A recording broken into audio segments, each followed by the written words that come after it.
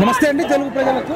చాలా రోజుల తర్వాత ఉస్మానియా యూనివర్సిటీ మరొకసారి బగ్గుమన్నది. అనేక మంది నిరుద్యోగులు ఇక్కడ పెద్ద మొత్తంలో వచ్చి గుమిగూడి నినాదాలు ఇస్తున్నారు. ఆర్ కృష్ణయ్య బీసీ జాతీయ అధ్యక్షుడు కూడా వచ్చిండు. ఇంతమంది నిరుద్యోగులు ఎందుకు వచ్చారు, ఇంత ఎండలో కూడా ఆవేదన వ్యక్తం చేస్తున్నారు. ఎందుకోసం వచ్చారు అని అడుగుదాం. అన్న నమస్తే. నమస్తే. చెప్పండి అన్న, మీరు ఎందుకోసం వచ్చిర్రు, అసలు ఏంది ప్రాబ్లం ఇంతమంది రావడానికి? ప్రాబ్లం ఏంటంటే పొంగులేటి ఏమన్నాడంటే మనకు డిప్యూటీ సర్వేర్ పోస్టులు ఏదైతే ఉన్నదో అది సివిల్ ఇంజనీర్స్తోని భర్తీ చేయాలి, కానీ ఏదైతే విఆర్ఓలు వాళ్ళు ఖాళీగా ఉన్నారని చెప్పేసి వాళ్ళతోని భర్తీ చేయడం అనేది ఇది అన్యాయం. ఇంకొకటి ఏంటంటే అసలు పొంగులేటి చదువుకున్నాడా అని చదువుకుంటే ఆయనకు తెలియాలి కదా. చదువుకోలేదు కాబట్టి ఆయన చదువు విలువ ఆయనకు తెలియదు కాబట్టి అసలు ఆ పోస్టులు దేంతో భర్తీ చేయాలనేది తెలుస్తుంటే ఆయన అలా మాట్లాడాడు. అలా వాళ్ళకి ప్రమోషన్ ద్వారా ఇస్తామని చెప్పేసి చెప్పలేడు. ఎందుకనంటే అసలు విఆర్ఓలకి మెజర్మెంట్స్ తెలుసా, అసలు సివిల్ ఇంజనీర్లో ఏముంటుందో తెలుసా, అవన్నీ ఏం తెలియకుండా వాళ్ళను 6 నెలలు ట్రైనింగ్ ఇచ్చేసి వాళ్ళని ఏదో సరే మేము ప్రమోషన్ ద్వారా మా గవర్నమెంట్ ఉంది కదా అని చెప్పేసి ఇలా చేయడం అనేది అన్యాయమైన ప్రక్రియ. కాబట్టి దీన్ని మేము ఆపాలని చెప్తున్నాము. ఒకటే మా రిక్వెస్ట్ ఒకటి ఏంటంటే ఈ గవర్నమెంట్కి కానీ ఈ యొక్క పొంగులేటి ఎవరైతే అనౌన్స్ చేసిండో ఆయన అనౌన్స్మెంట్ బ్యాక్ తీసుకోవాలి. అండ్ దాంతోపాటు ఏంటంటే ఈ డిప్యూటీ సర్వేయర్ పోస్టులు ఏదైతే ఉందో అది సివిల్ ఇంజనీర్స్తో మాత్రమే భర్తీ చేయాలి. ఎందుకనంటే వాళ్ళకు మాత్రమే తెలుసు ఎలా. మరి అలాంటప్పుడు నువ్వు ప్రమోషన్ ద్వారా చేసుకుంటే మరి కలెక్టర్ పోస్టులో ప్రమోషన్ ద్వారా చేసుకో, అన్ని ప్రమోషన్ ద్వారానే చేసుకోవాలిగా. మరి చదువులు ఎందుకు, చదువుకోవడం ఎందుకు, మరి టెక్నికల్గా చదువుకోవడం ఎందుకు? దానికి డిగ్రీ ఒకటే పెట్టుకోవచ్చు కదా, దీనికి సివిల్ ఇంజనీర్ డిగ్రీ ఎందుకు పెట్టారు? మరి ఒకటే మేము చెప్పేది ఏంటంటే ఈ రాష్ట్రాన్ని కట్టేది సివిల్ ఇంజనీర్స్, గుర్తుపెట్టుకోండి. బ్రిడ్జెస్ కావచ్చు, మరి ప్రతి స్ట్రక్చర్ కట్టేది సివిల్ ఇంజనీర్స్. మెజర్మెంట్స్ ప్రతి ఒక్కరు సివిల్ ఇంజనీర్స్ మాత్రం చదువుకున్న సబ్జెక్ట్లో ఉంటుంది, అంతేగాని డిగ్రీ సబ్జెక్ట్లో కానీ లేదంటే ఏదో చిన్న సబ్జెక్ట్లో మాత్రం ఉండదు. కాబట్టి నేను చెప్పేది ఏంటంటే ఆ పోస్టులు ఏదైతే ఉందో అది డిప్యూటీ సర్వేయర్ పోస్టులు ఏదైతే ఉందో అది సివిల్ ఇంజనీర్స్తో మాత్రమే భర్తీ చేయదు. అది ఐటీఐ కావచ్చు, డిప్లొమా కావచ్చు, బీటెక్ కావచ్చు, ఎంటెక్ కావచ్చు, లేదంటే పిహెచ్డీ వాళ్ళు ఉన్నారు, వాళ్ళు చాలా మంది ఉన్నారు. సివిల్ ఇంజనీర్స్ లేరని కాదు, ఈ రాష్ట్రంలో కొరత లేదు కాదు, నిరుద్యోగులు చాలా మంది ఉన్నారు. మీరు ఏదైనా ప్రమోషన్ ఇచ్చుకోవాలనుకుంటే వేరే డిపార్ట్మెంట్లో ఇచ్చుకోండి. ఇది మా రిక్వెస్ట్. ఎన్ని జాబ్లు ఉన్నాయి surveyor jobs, deputy surveyor? Actually దాదాపుగా ఏంటంటే 1000కి పైగా ఉన్నాయి. 1000కి పైగా అంటే రాష్ట్రంలో అది చాలా ఎక్కువ అని అర్థం. ఎందుకంటే దానికి ఐటీఐ వాళ్ళు కూడా అర్హులు. మరి ఐటీఐ ఎందుకు, మరి ఆ కోర్స్ పెట్టేందుకు? ఐటీఐ కోర్స్ అనేది పెట్టారు. మీరు పెట్టినప్పుడు ఐటీఐ సివిల్ ఇంజనీర్స్ అనేది కోర్స్ పెట్టినప్పుడు అది దేనికి, అది చదువుకుంటే ఏమొస్తుంది, ఏ జాబ్ వస్తుంది తెలియాలి కదా. మరి పొంగులేటి చదువుకున్నాడో ఏదో మాకు తెలియదు. ఓకే, ఆయన చదువుకొని ఉంటే కనీసం ఆయనకు ఇంగిత జ్ఞానం ఉంటే అరే ఈ పోస్టులు టెక్నికల్ పోస్ట్ కాబట్టి వాళ్ళతో భర్తీ చేయాలనేది ఒక కొంచెం ఉంటుంది. అది లేనప్పుడు ఏంటంటే ప్రమోషన్ ద్వారా మేము ఏదైనా చేసుకుంటామంటే గవర్నమెంట్ ఏదని చెప్పేసి ఏది చేయాలనుకుంటా ఉంటే మాత్రం ఇక్కడ మాకు ఉస్మానియా యూనివర్సిటీ ఉంది, గుర్తుపెట్టుకోండి. ఒక్కసారి యూనివర్సిటీ నుంచి మేము బగ్గుమన్నామంటే నీ గవర్నమెంట్ కూడా కూలిపోతుంది, జాగ్రత్త. మేము చెప్పేది ఒక్కటే ఏంటంటే నువ్వు ఏదైతే అనౌన్స్మెంట్ చేసావో అది బ్యాక్ తీసుకొని ఏంటంటే ఈ పోస్టులన్నీ మాత్రం కంపల్సరీగా ఏవైతే 1000కి పైగా పోస్టులు ఉన్నాయో అవి సివిల్ ఇంజనీర్స్తో మాత్రమే భర్తీ చేయాలని మేము చెప్తున్నాం. ఒకసారి సివిల్ ఇంజనీరింగ్ తోనే భర్తీ చేయాలంటారు, మళ్ళీ ఐటీఐ ఉంది అంటున్నారు. తర్వాత ఐటీఐలో సివిల్ ఇంజనీర్ ఉంటుంది, పాలిటెక్నిక్ డిప్లొమాలో సివిల్ ఇంజనీరింగ్ ఉంటుంది, బీటెక్ లో సివిల్ ఇంజనీరింగ్ ఉంటుంది, అది ఎంటెక్ లో కూడా సివిల్ స్ట్రక్చర్స్ ఉంటుంది, చాలా రకాల కోర్సులు ఉంటాయి. ఐటీఐ డిగ్రీ క్వాలిఫికేషన్ కాదేమో కదా మరి? ఐటీఐ అనేది డిగ్రీ క్వాలిఫికేషన్ కాదు, కానీ బేసిక్ లెవెల్ కోర్స్ అనేది ఆ బేసిక్ లెవెల్ కోర్స్ అనేది దానికి ఎలిజిబుల్. ఆ చదువుకున్న వాళ్ళు ఎవరైతే ఉన్నారో అది దానికి ఎలిజిబుల్. సివిల్ ఇంజనీర్ అనేది సపరేట్, డ్రాఫ్ట్ మ్యాన్ అని ఉంటుంది, సివిల్ ఇంజనీర్ సపరేట్ ఉంటుంది. అది ఏంటంటే డిప్యూటీ సర్వేయర్ వాళ్ళకి ఇది వీళ్ళు ఎలిజిబుల్ అన్నట్టు. ఈ చదువుకున్న వాళ్ళు ఏంటంటే ఎలిజిబుల్ మినిమం క్వాలిఫికేషన్. అది గతంలో ఎట్లా ఉండే అంటే డిప్యూటీ సర్వేయర్ కావాలంటే గత ప్రభుత్వాలు ఎట్లా నిర్వహించినాయి? గత ప్రభుత్వాలు మేము ఆల్రెడీ నేను క్వాలిఫై అయినాను, 2018లో క్వాలిఫై అయినాను. దాంతో ఏంటంటే నాకు డిప్యూటీ సర్వేయర్ ఆ జాబ్ కూడా వచ్చింది. కానీ ఏంటంటే నాకు ఇక్కడ రీసెర్చ్ కావాలి పిహెచ్డీ రావడం వల్ల నేను అది వదిలేసి వచ్చిన. ఎందుకనంటే దానికి అప్పుడు క్వాలిఫికేషన్ ఏంటంటే ఐటీఐ ఉండే, డిప్లొమా ఉండే, బీటెక్ ఉండే, ఓన్లీ సివిల్ ఇంజనీర్స్ వాళ్ళు ఏదో విఆర్ఓ డిగ్రీ చదివి అది ఏదో కోర్స్ చేసేసి వచ్చిన వాళ్ళకి ఇయ్యలేదు. అది ఇంకా వేరే రాష్ట్రంలో ఎక్కడన్నా విఆర్ఓలకు డైరెక్ట్ డిప్యూటీ మేము చెప్పేది అదే కదా. ఇప్పుడు మేము చెప్పేది అదే. ఈ రాష్ట్రం నుంచే వాళ్ళు ఇప్పుడు ఈ రాష్ట్రం నుంచి ఇట్లా మేము ప్రమోషన్ ద్వారా చేస్తున్నాం అంటే ఈయన ఏం చేస్తున్నట్టే సైటేషన్స్ వేరే వాళ్ళకి ఇస్తున్నట్టే, వేరే స్టేట్ కి, వేరే రాష్ట్రానికి. ఇప్పుడు కేరళ కావచ్చు, కర్ణాటక కావచ్చు, తమిళనాడు కావచ్చు, ఆంధ్రప్రదేశ్ కావచ్చు, అందరూ సివిల్ ఇంజనీర్ చదువుకున్న వాళ్ళతోనే డ్రాఫ్ట్ మ్యాన్ కానీ డిప్యూటీ సర్వేస్ కానీ ఇవన్నీ ఏంటంటే సివిల్ ఇంజనీర్స్ తోనే భర్తీ చేస్తుంటే ఇక్కడ మాత్రం మేము ఏదో ప్రమోషన్ ఇచ్చి భర్తీ చేసడం అనేది అంటే వేరే వాళ్ళకి సైటేషన్స్ దారి చూపిస్తున్నాను అర్థం. ఇక్కడ ఇప్పుడు స్టేట్ లో లేదు, ఇక్కడ లేదు, వేరే స్టేట్ లో లేకనే కదా మేము ఇంత పోరాటం చేసింది ఇంతమందికి. అంటే మేము చదువుకున్న అజ్ఞానం కాదు, జ్ఞానం గల వాళ్ళమే కదా. ఎందుకు మీరు ఆల్రెడీ డిప్యూటీ సర్వేయర్ వస్తే రిజైన్ అంటే వెళ్ళకుండా వచ్చారు కదా, నేను రీసెర్చ్ మళ్ళీ ఎగ్జామ్ రాద్దామని చూస్తారు మీరు కూడా ఒకవేళ పెడితే? నేను మా సివిల్ ఇంజనీర్స్ అందరికి సపోర్ట్ చేయాలి కదా, ఎందుకంటే జూనియర్స్ ఇక్కడ నేను ఇప్పుడు రీసెర్చ్ స్కాలర్, రేపు నేను ఫ్యాకల్టీని అవుతాను. అప్పుడు ఏంటంటే నేను చదివించే వాళ్ళకి నేను ఏం చెప్పాలి? డిప్యూటీ సర్వేయర్ పోస్టులు డిగ్రీకి ఇస్తారు, మీకు ఇయర్ అని చెప్పాలా? మీరు ఎగ్జామ్ రాయకపోయినా మీరు వీళ్ళందరి తరఫున కొట్లాడడానికి వచ్చారు అంతే కదా, సపోర్ట్ కొట్టాలి కదా మీరు. అంటే ఆయన జాబ్ కాకపోయినా ఆయన వచ్చిందంటే మామూలు విషయం కాదు. నేను చదువుకున్నాను, ఆ బాధ నాకు తెలుసు, సివిల్ ఇంజనీర్ బాధ ఏందో నాకు తెలుసు. సివిల్ ఇంజనీర్ చదువుకున్నానికి ఇవ్వాలి, కానీ నేను ఏదో ఒకటి ఇస్తాను అన్ని నాకు నడుస్తానంటే అది కాదు. మరి ఇంత అన్యాయం జరుగుతుంటే మీరు ఇంకా సరిపోతలేదు వాళ్ళకు, ఇంకా అంటే ఇక సరిపోతలేదు. అందుకే ఇప్పటి నుంచి మేము ఇది వార్నింగ్ మెసేజ్ అన్నట్టు ఇక్కడ నుంచి ఉస్మానియా యూనివర్సిటీ మేము ఇచ్చేది ఏంటంటే ఒక వార్నింగ్ మెసేజ్ ఇది. ఇంకా రాబోయే రోజుల్లో ఒకవేళ మాత్రం భర్తీ చేస్తే మాత్రము ఖచ్చితంగా మేము చెప్పేది ఒకటే, పొంగులేటి ఒక్కడే కావచ్చు, కానీ ఇక్కడ నుంచి ఏంటంటే ఉస్మానియా యూనివర్సిటీ వేలలో ఉన్నారు, ఉస్మానియా యూనివర్సిటీ నుంచి విద్యార్థులు వేలలో ఉన్నారు. మేము తలుచుకుంటే రాబోయే రోజుల్లో మీ గవర్నమెంట్ కూర్చోడం ఖాయం. ఇంకోటి ఏంటంటే మీరు ఏదో చేసేస్తున్నాం అని చెప్పేసి అనుకుంటారు, కానీ ఇక్కడ నుంచే రాచడం అంటే ఏమవుతుందంటే రాబోయే ప్రజా ఎన్నికల్లో ఏదైతే సర్పంచ్ ఎలక్షన్స్ ఉన్నాయి మార్చిలోనే, గ్రాడ్యుయేట్స్ ఎమ్మెల్సీ ఉంది, టీచర్స్ ఎమ్మెల్సీ ఉంది, ఆదిలాబాద్, కరీంనగర్, నిజామాబాద్, మెదక్ ఇటు ఉంది, ఇటు మళ్ళీ నల్గొండ సైడ్. ఇక్కడ నుంచి మేము ఇప్పుడు ఒకవేళ మీ డిమాండ్ నెరవేర్చకపోతే మీరు మళ్ళీ ప్రజాక్షేత్రంలోకి వెళ్ళి అందరికి చెప్పి కాంగ్రెస్ కి ఏమైనా వ్యతిరేకంగా ఓటీపీ? కాంగ్రెస్ కి వ్యతిరేకంగా మేము అనట్లేదు. ఇక్కడ మాకేందంటే మాకు వ్యతిరేకంగా పొంగులేటి ఇచ్చే కాంగ్రెస్ కాబట్టి ఆయన ఇప్పుడు వాళ్ళ గవర్నమెంట్ లో ఉన్నాడు. వేరు కాదు, కాంగ్రెస్ వేరు కాదు, వాళ్ళ గవర్నమెంట్ కాబట్టి వాళ్ళ గవర్నమెంట్ పడిపోయే అవకాశం ఉందని మేము అనౌన్స్ చేస్తున్నాం. ఇప్పుడు నెరవేర్చకపోతే అన్ని జిల్లాలు తిరుగుదాము. యూనివర్సిటీ అనేది ఈ రాష్ట్రానికి ఐకాన్, దేశానికి కూడా ఐకాన్ యూనివర్సిటీ అనేది, ఉస్మానియా యూనివర్సిటీ అనేది చెప్తేనే మరి వాళ్ళకి ఏమైనా ఉంటది, వాళ్ళు తెలియాలి కదా వాళ్ళకి. అరే ఇంగిత జ్ఞానం ఉంటది ఎవరైనా. Right, thank you so much. ఏం పేరు అన్నారు? నా పేరు వినోద్ భాయ్, థ్యాంక్ యూ సో మచ్. ఇంకా మాట్లాడేటోళ్ళు చెప్పారు, నెక్స్ట్ ఎమ్మెల్సీ ఎన్నికలు ఉన్నాయి, మీ డిమాండ్లో ఒకవేళ న్యాయం ఉంటే మేము కూడా ఖచ్చితంగా మీకు మద్దతుగా ఉంటాం, మేము కూడా కొంత స్టడీ చేస్తాం. వేరే రాష్ట్రాలలో ఉందా, ఇక్కడనే మొదటగా చేస్తున్నారనే అన్ని విషయాలు తెలుసుకుందాం. మార్చిలోనే ఉన్నాయి ఎలక్షన్స్, గ్రాడ్యుయేట్స్ ఉన్నాయి, అదేవిధంగా టీచర్స్ ఉన్నాయి. మరి ఎలక్షన్లలోకి వచ్చి అడుగుతారు కదా, నిజంగానే వీళ్ళు అడుగుతుంది ఏందయ్యా, ఎవడి పని వాడు చేయాలి. సివిల్ సర్వీస్ చేసిన వాళ్ళు ఇప్పుడు మన ఇల్లు కట్టేటోళ్ళనైనా ఆర్కిటెక్చర్లను పిలుచుకుంటారు, ఇంకా డెవలప్ అవుతున్నాం. వాళ్ళు నిజంగా ఇంటర్మీడియట్తో వాళ్ళకి అర్హత లేకపోతే వాళ్ళు అడగకపోయినా ఇవ్వడం అనేది దారుణం. అసలు ఎక్కడ ఉందా లేదా అనేది ఇంకా స్టడీ చేసేది ఉంది. ఇది ఇంకా పెద్ద మొత్తంలో ఉద్యమం చేయాల్సిన అవసరం కూడా ఉంది. ఇంకా ఉన్నారు ఇక్కడ చాలా మంది, అడుగుదా. చెప్పండి, ఏం మీ పేరు? ఏం పేరు? నా పేరు శివశంకర్ సార్, నేను నార్కల్ డిస్టిక్. ఎగ్జామ్లు పెట్టకుండా డిప్యూటీ సర్వేయర్ పోస్టులను వీఆర్ఓలకు ఇవ్వడం అనేది ఇది అన్యాయ చర్య. దీన్ని పొంగులేటి శ్రీనివాస్ గారు ఇమీడియట్గా ఆయన ఇచ్చిన స్టేట్మెంట్ వెనక్కి తీసుకొని మా పోస్టులను మా సివిల్ ఇంజనీర్స్తో ఫిల్ చేయాలని కోరుకుంటున్నాం. అదే మా డిమాండ్. కాదు, వాళ్ళైతే నిమ్మకు నీరెత్తినట్టున్నారు, మీరేమో ఎప్పుడు చదువుల పుస్తకాల పురుగులు, అంతే కదా? అదే కదా సార్. ఇప్పుడు వాళ్ళు ఏమనుకుంటారు, వీళ్ళు పుస్తకాలు ఇటు పెట్టి రారు, మా పని మేము చేసుకుంటామని వాళ్ళు అనుకుంటారేమో. మరి మీరేం చేస్తారు భవిష్యత్ కార్యాచరణ? భవిష్యత్ కార్యాచరణ మేము అందరం కలిసి డిసైడ్ చేస్తాం సార్. చెప్పు, నీ పేరు? ఏం పేరు? భాష. నేను ఇక్కడ రీసెర్చ్ స్కాలర్. మీరు కూడా civil department deputy surveyor prepare అయ్యామనుకుంటారా? నోటిఫికేషన్ వస్తే రీసెర్చ్ స్కాలర్ ఇక్కడ ఉస్మానియా యూనివర్సిటీలో. కాకపోతే ఇప్పుడు వీళ్ళు అడిగేది నిజంగా న్యాయమైన డిమాండ్. ఏ రాష్ట్రంలో కూడా బీఆర్ఓలను ప్రమోషన్ గా డిప్యూటీ సర్వేయర్ గా తీసుకెళ్లారు. 2018లో ఆల్రెడీ డిప్యూటీ సర్వేయర్ పోస్టులని civil engineers, ITI, diploma background తోన ఫిల్అప్ చేశారు. ఆల్రెడీ ఆ జీవో ఉంది. ఆ జీవోని పాటిస్తూ ముందుకెళ్తే మేము ఏ అభ్యంతరం చెప్పము. వీళ్ళు ఇప్పుడు కొత్తగా ఆల్రెడీ ఉన్న వాళ్ళని సర్ది చేస్తూ వెళ్ళిపోతామంటే నెక్స్ట్ వచ్చే ఎంఆర్ఓలు కానీ నెక్స్ట్ చాలామంది నిరుద్యోగులు బయట ఉన్నారు. ప్రతి ఒక్క పోస్ట్ని ఇట్లాగే ఫిల్అప్ చేసుకుంటూ వెళ్తే నెక్స్ట్ నిరుద్యోగులకి అసలు ఉద్యోగాలే ఉండకుండా చేయడానికి ఇది ఒక పండగంగా ప్రతి ఒక్క నిరుద్యోగి ఇది తెలుసుకోవాల్సిన అవసరం ఉంది. సార్ యాక్చువల్గా ఏపీలో ఉన్న వీఆర్ఓ పోస్టుని మొత్తం అక్కడ ఉన్న వీఆర్ఓ పోస్టుని సివిల్ ఇంజనీర్స్తో భర్తీ చేశారు సార్. 7,000 మంది సివిల్ ఇంజనీర్స్తో భర్తీ చేశారు. వీఆర్ఓ పోస్టుని సివిల్ ఇంజనీర్స్తో డిప్యూటీ సర్వేయర్ ఉన్న వీఆర్ఓ పోస్ట్ సార్. యాక్చువల్గా వీఆర్ఓ పోస్ట్ ఇంటర్మీడియట్ సరిపోతుంది కానీ అక్కడ అలా చేయలేదు సార్. యాక్చువల్లీ అక్కడ సివిల్ ఇంజనీర్ తీసుకున్నారు ఏపీలో. అవునా? తీసుకున్నారు సార్, సివిల్ ఇంజనీర్ తీసుకున్నారు. మా ఫ్రెండ్స్ చాలా మంది చేస్తున్నారు ప్రజెంట్. సో అది సార్ మా డిమాండ్ ఏంటంటే, ప్రజెంట్ 2017లో వచ్చిన నోటిఫికేషన్లో అప్పుడు సివిల్ అని చెప్పేసి అర్హత అని చెప్పేసి నోటిఫికేషన్ ఇచ్చారు సార్. 2010లో వచ్చింది, 2013లో వచ్చింది. నేను నోటిఫికేషన్లో సివిల్ తీసుకున్నప్పుడు ఇప్పుడు సడన్గా మారడం ఏంటి?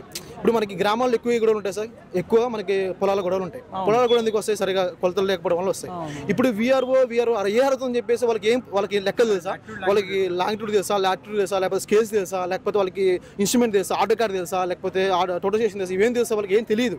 సో ఏళ్ళ ముద్రకి ఇప్పుడు వాళ్ళందరూ వాళ్ళకి ఏం తెలుసా? వాళ్ళకి ఇప్పుడు వాళ్ళందరికీ ఇవి ఇస్తే ఇంకా కేసులు ఎక్కువైతే, గొడవలు ఎక్కువైతే కానీ దీనివల్ల ఉపయోగం లేదు సార్. సో మీ పొంగులేటి సార్ని డిమాండ్ చేసేది ఏంటంటే ఒకటే, మా పోస్టులు మాకు ఇవ్వండి. మీరు 2017 ఏ క్వాలిఫికేషన్తో ఇచ్చారో పోస్టులు అదే క్వాలిఫికేషన్తో మళ్ళీ నోటిఫికేషన్ ఇవ్వండి.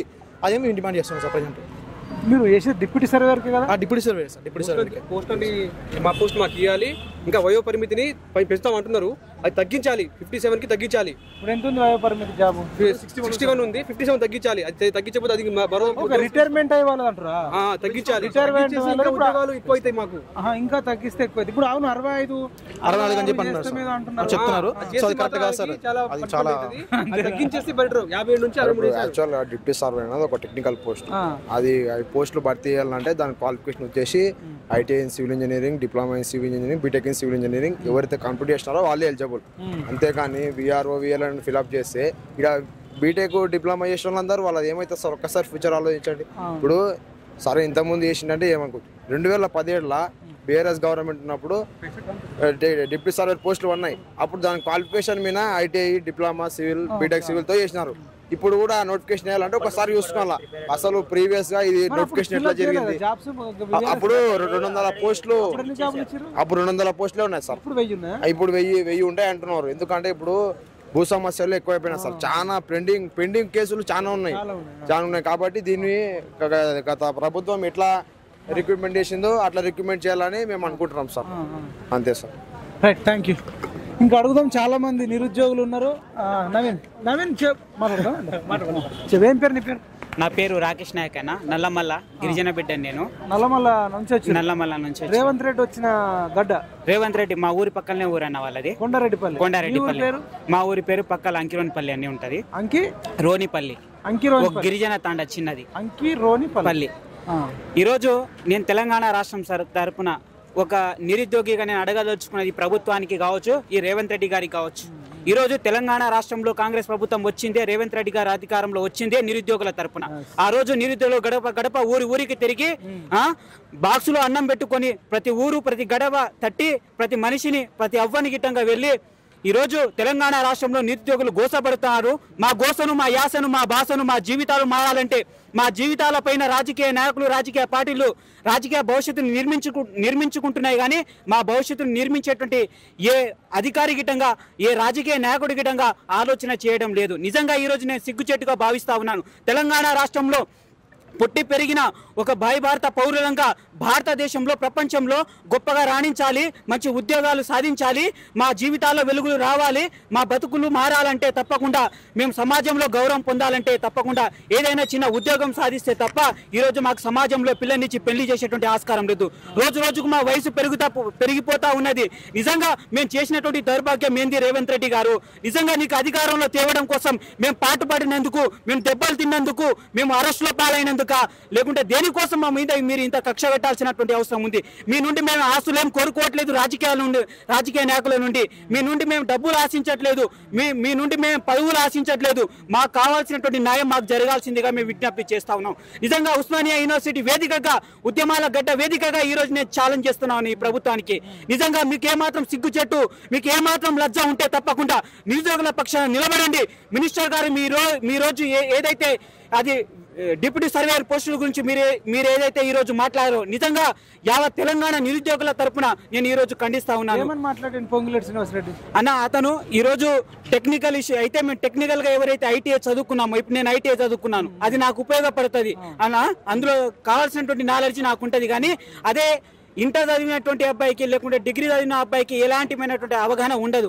కాబట్టి నేను చెప్పదలుచుకున్నది ఒకటి, ఎవరైతే దానికి అర్హత కలిగి ఉన్నారో, ఎవరైతే దాని మీద నాలెడ్జ్ అవగాహన కలిగి ఉన్నారో వాళ్ళను మాత్రమే ఆ ఉద్యోగం ఇస్తే అందులో సమస్యలను కావచ్చు, అందులో ఉన్నటువంటి లోటుపాట్లను కావచ్చు తొందరగా సరిదిద్ది ఈ సమాజానికి మేలు, రైతుకు మేలు జరిగేటువంటి ఆస్కారం ఉంటుంది. కాబట్టి ఆ విధంగా ప్రభుత్వం ఆలోచన చేయాలి. ప్రభుత్వం ఏదైతే తమకు అనుకూలంగా తమ రాజకీయ లబ్ధి కోసం, తమ నాయకుల యొక్క ఉనికి కోసం వాళ్ళ ఆలోచన చేసి ఈ రోజు ఈ తప్పనడుగులు వేస్తున్నారో ఇది భవిష్యత్ తరాల సమాజానికి ఇది బాధాకరమైనటువంటి విషయం. సమాజం రేపు వెనుకడుగు వేసేటువంటి ప్రమాదం ఉంది. దీనివల్ల అనర్థాలు జరిగేటువంటి ఆస్కారం ఉంది. ఎంతో మంది గిరిజన పేద రైతులు బాధపడాల్సినటువంటి అవసరం ఉంది. గ్రామాలకు వచ్చి చూడండి ఈరోజు భూ సమస్యలు ఏ విధంగా ఉన్నాయి. నిజంగా మా భూమి సమస్యనే ఈరోజు ఇప్పటికీ అట్లే ఉంది. ధరణి వల్ల వచ్చినటువంటి సమస్య ఈ రోజుకు కొనసాగుతూనే ఉన్నది.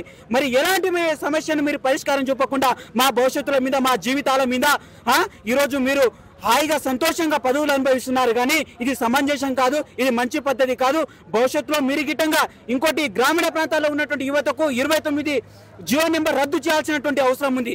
ఎందుకంటే దానివల్ల గ్రామీణ ప్రాంతాల్లో చదువుకున్నటువంటి ఉద్యోగాలు రాబోయే పోలీసు ఉద్యోగాలు నియామకాల్లో గిట్టంగా మమ్మల్ని అన్యాయం చేసేటువంటి పరిస్థితి ఉన్నది. కాబట్టి వీటన్నిటి అంశాలు పరిగణిస్తే రేపు ఈ నిర్ణయాన్ని మీరు వెలుగుకి తీసుకొని ఎడలా లేకుంటే ఇది సానుకూలంగా స్పందించని ఎడలా భవిష్యత్తులో ఈ రాష్ట్రంలో పట్టుభద్రుల ఎమ్మెల్సీ ఎన్నికలున్నాయి. చదువుకున్నటువంటి యువకులంగా చదువుకున్నటువంటి తెలంగాణ బిడ్డలంగా ఈ ప్రజాస్వామ్య పౌరులంగా తప్పకుండా మీ యొక్క రాజకీయ పార్టీల తరఫున నిలబడేటువంటి క్యాండిడేట్లను తప్పకుండా మిమ్మల్ని మీ పార్టీలను డిపాజిట్లు లేకుండా గల్లంతు చేస్తామని ఈ సందర్భంగా నేను హెచ్చరిస్తూ తప్పకుండా మా తరఫున మీరు స్వయంగా మీరే ముఖ్యమంత్రి గారు ఎమ్మటే మీరు సానుకూలంగా స్పందించి ఈ సమస్యను పరిష్కారం చూపాలని ఈ సమస్యను తీర్చాలని అదేవిధంగా మీరు ఏదైతే చట్టబద్ధమైనటువంటి జాబ్ క్యాలెండర్ రిలీజ్ చేస్తామన్నావో తప్పకుండా వచ్చే నెలలో అది రిలీజ్ చేసి ఏదైతే 2 లక్షల ఉద్యోగాలు ఇస్తామని హామీ ఇచ్చారో ఎన్నికల ముందు మీరు తప్పకుండా తెలంగాణ సమాజం మీద తల వంచాల్సినటువంటి అవసరం రాకుండా నువ్వు తప్పకుండా జాబ్ క్యాలెండర్ ని రిలీజ్ చేయాలని నేను సందర్భంగా విజ్ఞప్తి చేస్తా ఉన్నాను. చెల్లని ఏడలా తప్పకుండా చెప్తా ఉన్నాను. తెలంగాణ ఉస్మానియా యూనివర్సిటీ వేదికగా మేము చెప్పదలుచుకున్న నిరుద్యోగులు కంకణబద్దులై రాబోయే రోజుల్లో తప్పకుండా ఒక 2 లక్షల నిరుద్యోగులతో కలిసి తప్పకుండా గొప్ప సభను ఏర్పాటు చేస్తాం. తప్పకుండా ఈ నిరాహార దీక్షలు లేకుంటే ఈ మీడియా సమావేశాలు ఈ రాస్తా రోకోలు ఈ ముట్టడిలు చేసి ఇప్పటికే మేము అలసిపోయి ఉన్నాం. మా దాంట్లో ప్రాణం లేదు, శవం మా శరీరం మాత్రమే మిగిలి ఉన్నది. ఈ శరీరాన్ని చెప్పుకుంటారో లేకుంటే సాదుకుంటారో తెలంగాణ సమాజం పట్ల నిజంగా ఈరోజు మీడియా ముఖ్యంగా నేను ఈరోజు చెప్పదలుచుకున్నాను. నిజంగా రైతుల పట్ల బాధ్యత లేకుండా ప్రవర్తిస్తా ఉన్నారు, నిరుద్యోగుల తరపున బాధ్యత లేకుండా ప్రవర్తిస్తా ఉన్నారు. నిజంగా రైతులు నిరుద్యోగులు ఉద్యోగస్తులు తలుచుకుంటే ఈ సమాజంలో కాంగ్రెస్ పార్టీ ఉంటుందా అనేటువంటి ఆలోచన మీరు చేసుకోవాలి. భవిష్యత్తులో పట్టుభద్రుల ఎన్నికలు వస్తున్నాయి. తప్పకుండా చదువుకున్నప్పటి ప్రతి విద్యార్థినికి ప్రతి ఉద్యోగస్తునికి మేము చేతులెత్తి దండం పెట్టి విజ్ఞప్తి చేస్తా ఉన్నాం. నిజంగా మిమ్మల్ని శిరస్సు వంచి నమస్కరిస్తున్నాము. మా నిరుద్యోగుల సమస్యను మీరు పట్టించుకునేటువంటి వాళ్ళని మాత్రమే ఓటు వేయండి, తప్పకుండా వేరే వాళ్ళని ఓటు వేయొద్దని నేను ఈ సందర్భంగా మీడియా ముఖంగా విజ్ఞప్తి చేస్తా ఉన్నా. నా పేరు నేనావత్ రాకేష్ నాయకేనా? రాకేష్ నాయక్, నల్లమల్ల ప్రాంతం మాది.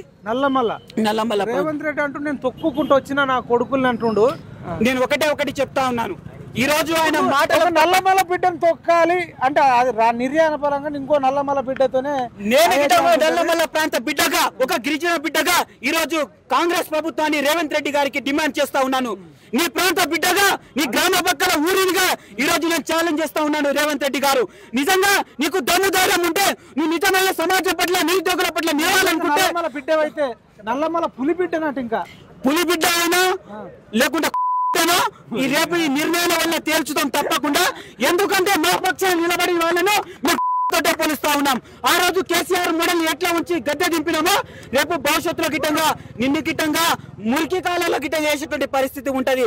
మీరు జాగ్రత్త వహించండి, భవిష్యత్తులో మంచి నిర్ణయాలు తీసుకోండి.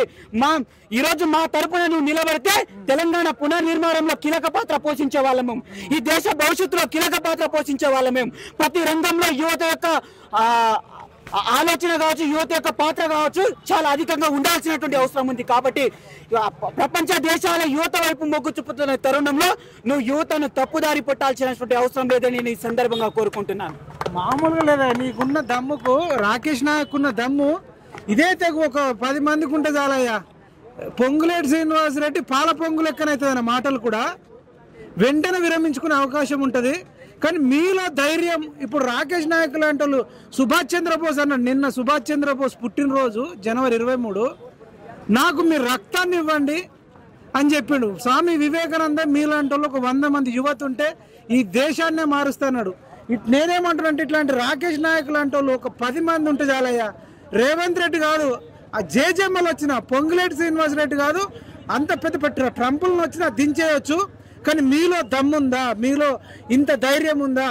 కొండారెడ్డిపల్లి పక్కకు ఉన్నా సరే రేపు వాళ్ళ తిరుపతి రెడ్డి, కొండల రెడ్డి, వాళ్ళ తమ్ముడు కృష్ణారెడ్డి, వాళ్ళ అనుచరులు రేపు బెదిరిస్తారన్న భయం లేకుండా నల్లమల పులిబిడ్డ, నిజమైన పులిబిడ్డ, ఎటువంటి రాజకీయాలకు సంబంధం లేకుండా మొన్న కాంగ్రెస్కే ఓటేసి గెలిపించి ఇప్పుడు మళ్ళీ రోడ్ల మీదకి వచ్చేటట్టు చేసిర్రు.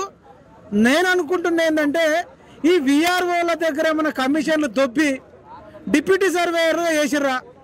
గతంలో కూడా కాంట్రాక్ట్ లెక్చరర్లను పర్మనెంట్ లెక్చరర్గా వేసిండు, జేఎల్ లెక్చరర్, జేఎల్గా టీఎల్గా. ఇట్లనే మీరు విఆర్ఓలను డిప్యూటీ సర్వేయర్గా చేసి బల్ల కిందికి వెళ్ళి 10 లక్షలు, 20 లక్షలు, 40 లక్షలు, 50 లక్షలు ఏమైనా తీసుకుందాం అనుకుంటున్నారా? లేకపోతే ఏమన్నా భూములను మీకు అనుకూలంగా మార్చుకోవడానికి మీకు నచ్చిన వాళ్ళను పెట్టుకుందాం అనుకుంటున్నారా? అందుకనే నాకు ఒకటి అనిపిస్తుంది, భవిష్యత్తులో ప్రతిదానికి కానిస్టేబుల్ జాబ్ కావాలన్నా ఎగ్జామ్ రాయాలి, ఎస్ఐ జాబ్ కావాలన్నా ఎగ్జామ్ రాయాలి, విఆర్ఓకి ఎగ్జామ్ రాయాలి, డిప్యూటీ సర్వేయర్కి ఎగ్జామ్ రాయాలి. వీళ్ళందరినీ డిసైడ్ చేసే రెవెన్యూ శాఖ మంత్రికి కానీ, ముఖ్యమంత్రికి కానీ, ఎమ్మెల్యేలకు కానీ ఎగ్జామే లేదు. మీకు ఎట్లా తెలుస్తుంది అయ్యా మా బాధ? మనం ఒక్కటే ఓయూ సాక్షిగా మీరు డిప్యూటీ సర్వేయర్లు కాబోయే వ్యక్తులు, సివిల్ ఇంజనీరింగ్ స్టూడెంట్లు, మీరేమో పుస్తకాల పురుగులు. మీరు చదువుకుంటా పోతే ఈ చదువు రాని వాళ్ళందరూ కూడా మిమ్మల్ని ఏలుతున్నారు. కాబట్టి మనం భవిష్యత్తులో ఈ మంత్రులు కావాలనుకునేటోడికి కూడా ఎగ్జాములు పెట్టాలి. పెట్టాలన్నా వద్దా? ఎమ్మెల్యేలకు కూడా ఎగ్జామ్ పెట్టాలన్నా వద్దా? ఎగ్జామ్ లేదు, ఏం లేదు, బీర్లు బిర్యానీలు వంచుకుంటే. నిజంగా మన దౌర్భాగ్యం ఏంటంటే పార్లమెంట్ లో ప్రవేశపెట్టాలా, ఎమ్మెల్యే గానీ ఎంపీ గానీ నిలబడాలంటే ఎగ్జామ్ పెట్టాలి. నీకు క్వాలిఫికేషన్ లేకపోతే నువ్వు ఎటు పనికిరావు, పనికిరావు. పార్లమెంట్ లో చట్టాలు అమలు చేసి ఒక ఎమ్మెల్యే గానీ ఎంపీ గానీ నిలబడాలంటే ముందు ఎగ్జామ్ పెట్టాలా, నీకు డిగ్రీ అన్న క్వాలిఫికేషన్ అన్న ఉండాలా, లేకపోతే పోటీ చేసే సత్తా ఉండదు. ఇప్పుడు వచ్చు ఏమీ తెలియదు, ఏం పీకలేని శాత నా కొడుకులు కూడా ఇప్పుడు రాజ్యాలు ఆడుతున్నారు. నా ఉన్నపడి ఏంటంటే ఇప్పుడు రానున్న గ్రామాల్లో ఎన్నికలు రాబోతున్నాయి. మా తరఫున నేను ఒకటే చెప్తున్నా, మన యువత కూడా రానున్న పార్టీ లేదు, ఏమీ లేదు, అటు టిఆర్ఎస్ కాదు, ఇటు కాంగ్రెస్ కాదు, అటు బీజేపీ కాదు, యువత కూడా రాజకీయాలకు రావాలా. ఎందుకంటే ఈ పెత్తందారుల పోరాటం ఎప్పుడో పోయిందన్నారు, కానీ అది ఇంకా నడుస్తూనే ఉంది. లక్ష కొడకపోతే తండ్రి, మనమరాలు, కోడలు,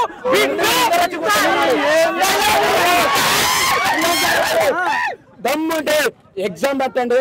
పార్లమెంట్ లో చట్టసభలలో ఈ అమలుపరచాలా, చెయ్యాలా.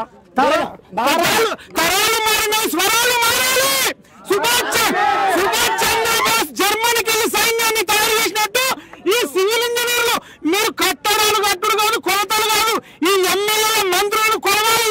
వీరికి ఒక్కొక్కడికి ఎగ్జామ్ పెట్టాల్సిందే, మంత్రులకు ఎగ్జామ్ పెట్టాలి. ఎవరికి ఎగ్జామ్ పెట్టకుండా డైరెక్ట్ పోయి ఆ చదువుకోవాలతోనే ఆ ముసలతో ఓట్లేపించుకొని ఏం చదివినా, ఏ సర్వేర్ చదివినవా, సివిల్ ఇంజనీర్వా, ఈ ఏంది మొత్తం మీరే మీరే సివిల్ సర్వే అంటుకోండి అయ్యా. మంచిగా కాంట్రాక్టులు తెచ్చుకోవాలి, లాబింగ్లు చేసుకోవాలి.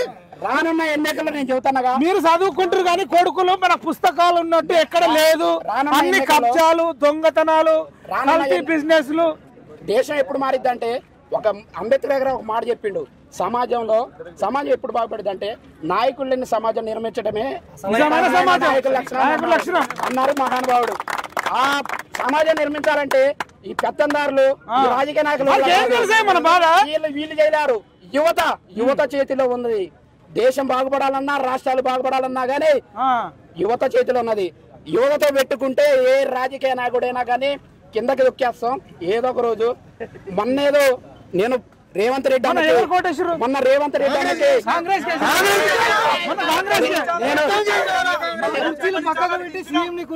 నేను రేవంత్ రెడ్డి అన్న పెద్ద అభిమాని, నేను రేవంత్ రెడ్డి అన్నకి అభిమాని. అప్పుడు ఎప్పటికి రేవంత్ అన్న అభిమాన్నే చెబుతున్నా రేవంత్ అన్న అభిమాన్నే ఖమ్మం జిల్లా పొంగులేటి శ్రీనివాస్ రెడ్డి గారు కూడా నాకు తెలుసు అంటే మా ఖమ్మం జిల్లా అయినా కానీ ఖమ్మమే రెడ్డి గారు శ్రీనివాస్ రెడ్డి గారు మంచోడు మహానుభావుడు కాంగ్రెస్ వస్తే ఎంతో కొంత నిరుద్యోగులకి కొద్దిగా మేలు జరిగిద్ది అని ఓటేసి మరి గెలిపించను కానీ రెడ్డి గారు ఇలా చేస్తారని ఎప్పుడు కళ్ళలో కూడా ఊహించలేదు కాబట్టి మనం ఏం చేయాలి ఒకటే అండి పొంగులేటి శ్రీనివాస్ రెడ్డి గారు ఇప్పుడు వీళ్ళు సర్వేయర్లను సివిల్ ఇంజనీర్లతో నింపకపోతే వీళ్ళకు ఉద్యోగాలు ఇవ్వకపోతే పొంగులేటి శ్రీనివాస్ రెడ్డి గారు ఉద్యోగం పొంగులేటి శ్రీనివాస్ రెడ్డి గారిని రెవెన్యూ మంత్రిగా బర్తరఫ్ చేస్తేనే ఈ రాష్ట్రంలో భూముల కొలతలు ఈ కబ్జా కోర్ల నుంచి కాపాడతారు. మీరు ప్రమోషన్లు ఇచ్చి ఇక దొంగల చేతులకు దొంగలందరికీ కూడా వాళ్ళకు భయపెట్టించి వీఆర్ఓలకు భయపెట్టించి ఈ భూమి మాదే ఆ భూమి మీదే ఇక్కడ నుంచి అక్కడ దాకా రాసుకో అక్కడ నుంచి ఇక్కడ దాకా రాసుకో అంటే ఆ రోజులు ఎంతో వేల పుస్తకాలు చదివినోడికే భయపడలే మీరు 8 పుస్తకాలు కూడా చదవాలి మీకేందా భయపడేది మీరు తొక్కితే తొక్కించుకోవడానికి గిల్లితే గిల్లించుకోవడానికి సినిమాలో పప్పు డాన్సర్లు కాదు సివిల్ ఇంజనీర్లు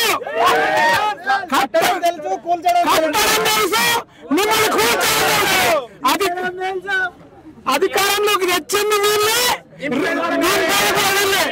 చేతు గుర్తులు అధికారంలోకి తెచ్చింది వీళ్ళే చేతులు ఇరుక్కొట్టారు కూడా వీళ్ళు అవుతారు. ఇచ్చిన వాళ్ళకి ఎలా చెప్పాలో తెలుసు అన్నా. ఇప్పుడు విఆర్ఓ పోస్టులు అంటున్నారు. ఇప్పుడు ఇంటర్వల్నే విఆర్ఓనే రిక్రూట్ చేస్తానే మీ మంత్రి గారు సీఎం గారు అంటున్నారు. కానీ వాడికి చైన్ ఎన్ని మీటర్లు ఉంటుందో కూడా తెలియదు అన్న. డంపీ లెవెల్ అంటే తెలియదు, ఆటో లెవెల్ అంటే తెలియదు, వాడికి క్రాస్ స్టాప్ తెలియదు, సర్వే చైన్ అంటే తెలియదు, సర్వే చైన్ లో ఎన్ని రకాలు ఉన్నాయో కూడా తెలియదు అన్న. 6 నెలలు ట్రైనింగ్ చేయాల్సిన అవసరం ఏముంది?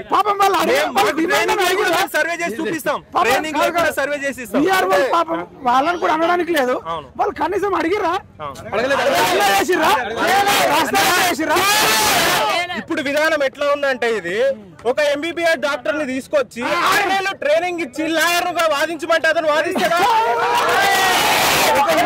ఒక లాయర్ ను తీసుకొచ్చి 5 నెలలు ట్రైనింగ్ 6 నెలలు ట్రైనింగ్ ఇచ్చి ఒక డాక్టర్ ఆపరేషన్ చేయమంటే అతను కరెక్ట్ అయిన ఆపరేషన్ చేయగలడా? అదే విధంగా విఆర్ఓలకు అనవసరంగా ట్రైనింగ్ ఇచ్చి ఇది లోపాలను సృష్టించడం తప్ప వేరేది ఏది కాదు. ఇది గొడ్డలు పెట్టు లాంటిది. 4 సంవత్సరాలు ఇన్ని సంవత్సరాలు ప్రజల్లో మధ్యన గొడవలు, రెవెన్యూ వ్యవస్థ గొడవలు. ఇప్పుడు ఇదంతా తగాదాలకు మూలం తప్ప పరిష్కారానికి మూలమే కాదు. ఇది ఇట్లాంటి పోస్టులను ఖచ్చితంగా సివిల్ ఇంజనీర్లతో భర్తీ చేయాలని మేము ప్రభుత్వాన్ని కోరుకుంటున్నాము. ఖచ్చితంగా మాతోటే భర్తీ జరగాలి, లేదంటే విద్యార్థుల ఆగ్రహాన్ని ఖచ్చితంగా చూస్తారు. మీరు నేను చెప్తే ఇప్పుడు ఆయన చెప్పింది మీరు మాట్లాడుతారా? మీకు మాట్లాడిస్తా. ఇప్పుడు ఆయన చెప్పింది పేరు సాయి చెప్పిన దాని ప్రకారం ఒక ఎంబీబీఎస్ డాక్టర్ తీసుకుపోయి లాయర్ గా వాదించాలన్నాడు. నేను ఇంకొక ఎగ్జాంపుల్ చెప్తున్నా. ఆర్ఎంపీ డాక్టర్ తీసుకుపోయి ఆపరేషన్ చేయమంటున్నా. ఎంబీబీఎస్ డాక్టర్ ఇప్పుడు నాకు అపెండిక్స్ అయిందయ్యా, నాకు అపెండిక్స్ ప్రాబ్లం ఉంది. ఎంబీబీఎస్ డాక్టర్ చేస్తే మంచిదా, ఆర్ఎంపీ డాక్టర్ చేస్తే మంచిదా? ఇప్పుడు ఈ ఎగ్జాంపుల్ కరెక్టేనా? ఆర్ఎంపీ డాక్టర్ తీసుకుపోయి నేను ఊపిరితిత్తులో ఆపరేషన్ చేపిస్తా, గుండె ఆపరేషన్ చేస్తా అంటే గుండెలు ఎగిరిపోతాయి, ఒక్కొక్కటి పైకి లేచిపోతాడు. ఇంకా అందరిది తీసుకుంటా వాయిస్. న్యాయం ఉందనుకుంటే మీకోసం ఉంటాం. దీని మీద ఇంకా స్టడీ చేస్తే మీరు చెప్పండి. చిన్న పాయింట్ ఏంటంటే ఇప్పుడు పింఛన్ వ్యవస్థ ఎలా ఉంది స్టేట్ లో? గత ఇది సెంట్రల్ గవర్నమెంట్ అయినా స్టేట్ గవర్నమెంట్ ఎలా ఉందంటే ఇంటర్ చదివి 10th ఫెయిల్ అయిన ఎమ్మెల్యేకి ఒక్కసారి గెలిస్తే ఆయనకి జీవితాంతం పెన్షన్ వ్యవస్థ వస్తుంది. ఒక బీటెక్ చదివి ఎంటెక్ చేసి ఐఏఎస్ ఆఫీసర్లు సెంట్రల్ లో ఉద్యోగాలు చేసే వాళ్ళకి పెన్షన్ వ్యవస్థ లేదు. ఇప్పుడు ఇలాంటి పరిస్థితి ఉంది. యువత మొత్తం మేలుకోవాలా, ఈ పాయింట్ మీరు కన్ఫర్మ్ చేయాలా. ఇలా ఉంది చూడండి. ఒక ఎమ్మెల్యే ఆయన భూములు కబ్జాలు చేస్తాడు, వాడికి మరి ఏం చేయాలి? సలాం కొట్టాలా? సాలరీ 2 లక్షల సాలరీ వాళ్ళు అవసరం వాళ్ళకి. వాడికి 10 మంది ఉద్యోగాలు పెట్టొచ్చు. వాడు అసలు ఎమ్మెల్యే వద్దు. తెలంగాణలో ఎమ్మెల్యేలు వద్దు అసలు. ఈ పోలీసు వ్యవస్థ మొత్తం కోర్టు కింద చేయాలి అసలు. పోలీసు వ్యవస్థ కూడా వద్దు, మొత్తం మార్ఫింగ్ చేస్తున్నారు. హైకోర్టు పోవాలి మనం, ఈ పోలీసు వ్యవస్థ మొత్తాన్ని హైకోర్టు కింద వేసేయాలా. చాలా చాలా అన్యాయం జరుగుతుంది.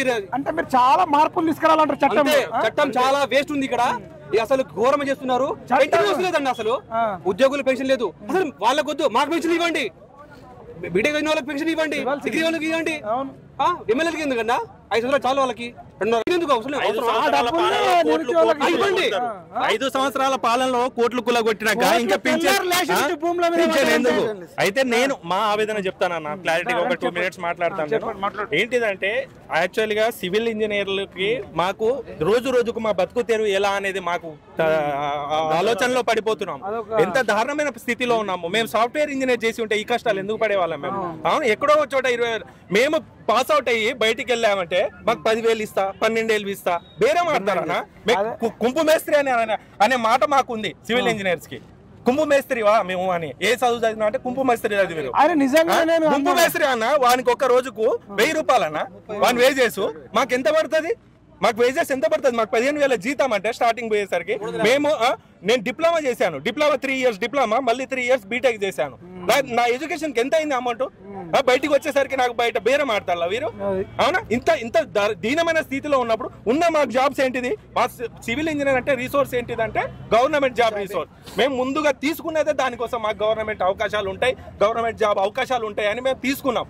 తీసుకున్న తర్వాత మీరు ఇలాంటి నిర్ణయాలు, అదే గత ప్రభుత్వం విఆర్ఓ వ్యవస్థ సర్వనాశనం చేస్తుంది భూ వ్యవస్థనే ఆయన తీసేశారు. వాళ్ళని తీసేసిన వ్యవస్థని ఈయన మళ్ళీ తీసుకొచ్చి అదే దారిని తీసుకొస్తే విఆర్ఓలకు ఇస్తా అంటే పరిస్థితి ఏంది? వ్యవస్థ రెవెన్యూ వ్యవస్థ ఎడిగిపోతుంది, భూ వ్యవస్థ ఎడిగిపోతుంది. అసలు ఒక విషయం చెప్పాలన్నా, మన దగ్గర సర్వే ఎప్పుడు జరిగింది తెలుసా? ల్యాండ్ సర్వే మరాఠవాడ సిస్టమ్ లో జరిగింది. ఇప్పటి వరకు పూర్తి సర్వే లేదు. నమూనా డాటా తోటి ఈ నా కొడుకులు రిజిస్ట్రేషన్ చేస్తారు. ఎవరి హద్దు ఎక్కడుందో తెలియదు, హైవే ఎక్కడికి పోయిందో తెలియదు, దారి ఏడ ఉందో తెలియదు. హైవేలకు రైతు బంధు, పెట్రోల్ బంకులకు,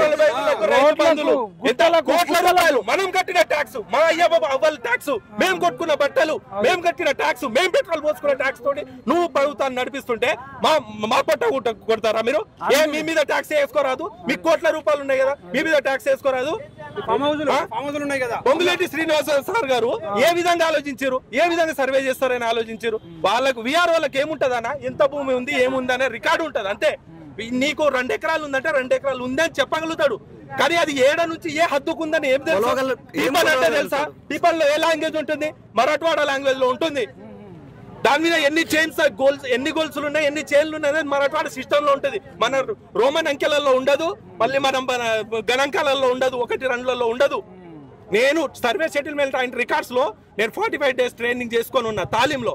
అక్కడ కూడా ఎలిజిబిలిటీ ఎవరికి ఇస్తారంటే ఈ సివిల్ ఇంజనీర్ కే ఇస్తారు ప్రైవేట్ సర్వేయర్ కావడానికి. నేను ప్రైవేట్ సర్వేయర్ గా అయ్యాను, నాకు తెలుసు ఆ బాధ ఏంటో.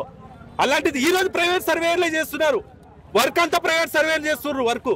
విఆర్ఓల పేర్లు వీళ్ళ పేర్లు చెప్పుకోవడం తప్పించి ఈ కాంట్రాక్టర్లే మళ్ళీ మళ్ళీ ఆ సర్వేల కింద కాంట్రాక్టే 50 ఎకరాలు కొల్చడానికి ఒక కాంట్రాక్టర్ తీసుకుంటాడు. మాలాంటి వాళ్ళు 15,000 పని చేపిస్తారు. ఏందన్నా 200 మంది మండలానికి 2 సర్వేయర్లు అంటే ఏందన్నా?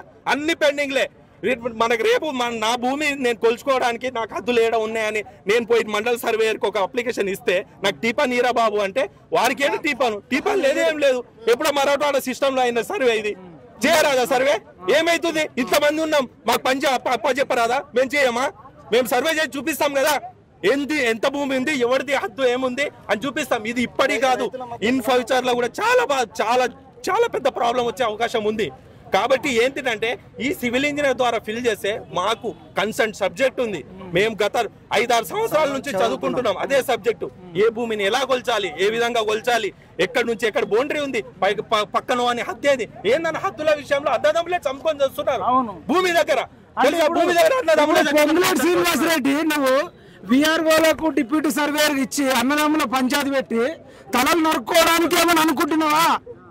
అసలు నీకేమన్నా సివిల్ ఇంజనీరింగ్ అంటే ఈయన కాంట్రాక్టర్ అట, అసలు ఈ కాంట్రాక్ట్ కూడా సివిల్ ఇంజనీరింగ్ చేసిన వాడికే ఇవ్వాలి. ఈయన ఏం చదివిండో మనకు తెలియదు. ఈయన దేశవ్యాప్తంగా కాంట్రాక్ట్లు తీసుకుంటాడు అన్న. ఇప్పుడు కాంట్రాక్ట్ వ్యవస్థ చేస్తున్నా కానీ ఈ రోడ్ విషయంలో కానీ ఎక్కడ కాంట్రాక్ట్ వ్యవస్థలో అంతా ఈ రాజకీయ నాయకుడుకులే. ఏ సివిల్ ఇంజనీర్ లేడు. మాకు అర్హత ఉంది. సివిల్ ఇంజనీరింగ్ అంటే దగ్గర చేయడానికి అర్హత ఉందా? మేము రోడ్ చేయడానికైనా డ్యామ్ చేయడానికైనా మీ మిసర్ కాకతీయలోనైనా ఎక్కడైనా మేము వర్క్ చేయడానికి మేము అర్హత పొంది చదువుకున్నాడంటే విలువనే లేదు. 10,000 ఇస్తే వస్తాడు, 2,000 ఇస్తే వస్తాడు, 500 ఇస్తే వస్తాడు. ఈ రాజకీయాలు రొంపిలో మనం చదువుకున్న వాళ్ళంతా లేబర్లర్. ఇక్కడ నుంచి చదువుకునుడు ఇవన్నిటికంటే కూడా ఈ రాజకీయ నాయకులు ఎంబట ఆర్టీఎల్ వేసి ఎంబట పడితే, ఈ కబ్జా కోరలు ఎంబట పడితే మీరు ఇలా భాగవతాలు తెలుస్తాయి, మీరు సెట్ అవుతారు. తెల్లారు లేచి నుంచి తెల్ల బట్టలు వేసుకొని ఈ రాజకీయ నాయకులు లుచ్చనా కొడుకులు. వాడు మల్లారెడ్డి గాడు చెరువులే కట్టిండయ్యా. మల్లారెడ్డి ఇంజనీరింగ్ కాలేజ్, దాంట్లో కూడా సివిల్ ఇంజనీరింగ్ వాళ్ళకు మళ్ళా చెప్తాడు. ఈ లుచ్చగాళ్ళ చేతిలో దేశం ఉంది. ఇప్పుడు స్థానిక సంస్థల ఎన్నికలు వస్తున్నాయి అన్న. ఈ సమస్య ఒకవేళ మేము గ్రామాలలో తీసుకోపోతే వీళ్ళ పరిస్థితి ఏంది? మేము గ్రామాలలో తీసుకుపోయి నాయన మీ భూములు పోయిన గత ప్రభుత్వమే విఆర్ఓ మీకు తెలియకుండా గాయబ్ చేసిండు. ఇప్పుడు మళ్ళీ అలా చేతిలో సర్వేర్లా తీస్తుండు. హద్దుల్లో లేకుండా పోతాయి. నీ భూమి ఏడు ఉన్నదని వెతుక్కోవాల్సి వస్తుంది పరిస్థితి. కొట్టుకొని చావాలి, అన్నదమ్ములు లేదు లెక్క, నీ పక్క పాలనతో సంబంధం లేకుండా అయిపోతుంది పరిస్థితి అని చెప్పాల్సి వస్తుంది. ఇప్పుడు ఇది రైతుల సమస్య. మరి మీ సర్వే మీకు వచ్చే నష్టం కంటే ఇప్పుడు రైతులకు మేము వాయిస్ రైజ్ చేస్తుంది ఏంటంటే, నేను కూడా ఒక రైతు కుటుంబం నుంచి వచ్చినోనే. నేను ఒక 5-10 ఎకరాల భూమి ఉన్నోనే. మా ఇంట్లో నేను చూసుకున్న సమస్యలు అన్న హద్దుల్లోనా. ఈ ఒకడు సర్వే నంబర్ దగ్గర ఒకడు ఉంటాడు, వాని భూమి ఏమో ఇంకో దగ్గర ఉంటది, వీడేమో వేరే భూమి మీద ఉన్నాడు. ఆ క్లారిటీ లేదు. ROR చట్టం అని ఈయన తీసుకొచ్చిండు, మంచి చట్టమే తీసుకొచ్చిండు. ROR చట్టం మంచి చట్టమే. ఇంతకు ముందు మన ధరణి కంటే, ధరణిలో ఎలా అన్న ఆయన లాస్ట్ గత ప్రభుత్వం కూడా మంచి డబ్బా కొట్టుకున్నాడు. ధరణి తీసుకొచ్చిన, రిజిస్ట్రేషన్ చేస్తున్నా, మొత్తం డాటా అంతా డిజిటలైజేషన్ అయిపోయింది అన్నాడు. ఏం డిజిటలైజేషన్ అయిందన్న? అప్పుడెప్పుడో మరాఠవాడు వాడు ఎప్పుడైతే సర్వే చేసి పెట్టిండో అదే డాటా తీసుకుపోయి దాడ పెట్టిండు. వీడం కొత్త సర్వే చేసిండు అన్న. ఇన్నావా అన్న? ఎవరైనా విన్నారా? కొత్త సర్వే ఈయన పోయి ఈ భూములు పోయి లెక్క పెట్ట అన్న. ఇంకో మాట చెప్పానా, ఇంతకు ముందు మా తాత ముత్తాతల దగ్గర 4 ఎకరాల భూమి ఉంటే దాని చుట్టుపక్కల కంచె పోదాగిదా ఉండేది. అది చనువు అయిపోయి భూమి పెరిగిందా లేదా? భూమి పెరిగినప్పుడు హద్దు దాటదా అన్న? ఈయన 4 ఎకరాల భూమి హద్దు ముందే ఉంటది, ఈయన దాటిపోయిండు. అవతలోడు లొల్లి, యువతలోడు లొల్లి. ఇది ఎవరికి తెలుస్తుంది? నా లాంటి సర్వే ఇంజనీర్ కి నాకు తెలుస్తుంది. నువ్వు విఆర్ఓకి నీకేం తెలుసు? విఆర్ఓ నీకేం తెలుసు? నేను చెప్తున్నా, నేను ఫీల్డ్ నేను అనుభవించిన ఆ ల్యాండ్ కి సమస్యలు అనుభవించిన, ఆ ల్యాండ్ పోయి సెటిల్మెంట్ కూడా చేసిన. అది సర్వేయరు సెటిల్మెంట్ చేసేది సివిల్ ఇంజనీర్లే, తప్పించి వేరలేదు అన్న. పుగిలేటి సార్ ఏమంటారు అంటే, ఆయన స్టేట్మెంట్ ఏమంటే, వాళ్ళకు మేము 6 నెలల ట్రైనింగ్ ఇస్తాం, ట్రైనింగ్ ఇచ్చి చేపిస్తాం. అంటే ఎలా అంటే అన్న, ఇప్పుడు మిషనరీస్ వచ్చేసినాయి. ఏంటంటే అంటే బటన్ ఒత్తితే అయిపోతుంది, మీ అవసరం ఏముందంట. మరి దీన్ని బట్టి మాకు అర్థమవుతుంది ఏంటంటే, మాకు రాజకీయ నాయకులు అవసరం లేదు, మాకు రాజకీయ నాయకులు అవసరం లేదు. మీకు పొంగులేట అంత ప్రేమ ఉంటే 6 నెలలు ట్రైనింగ్ ఇచ్చి నీ మంత్రి పదవి కూడా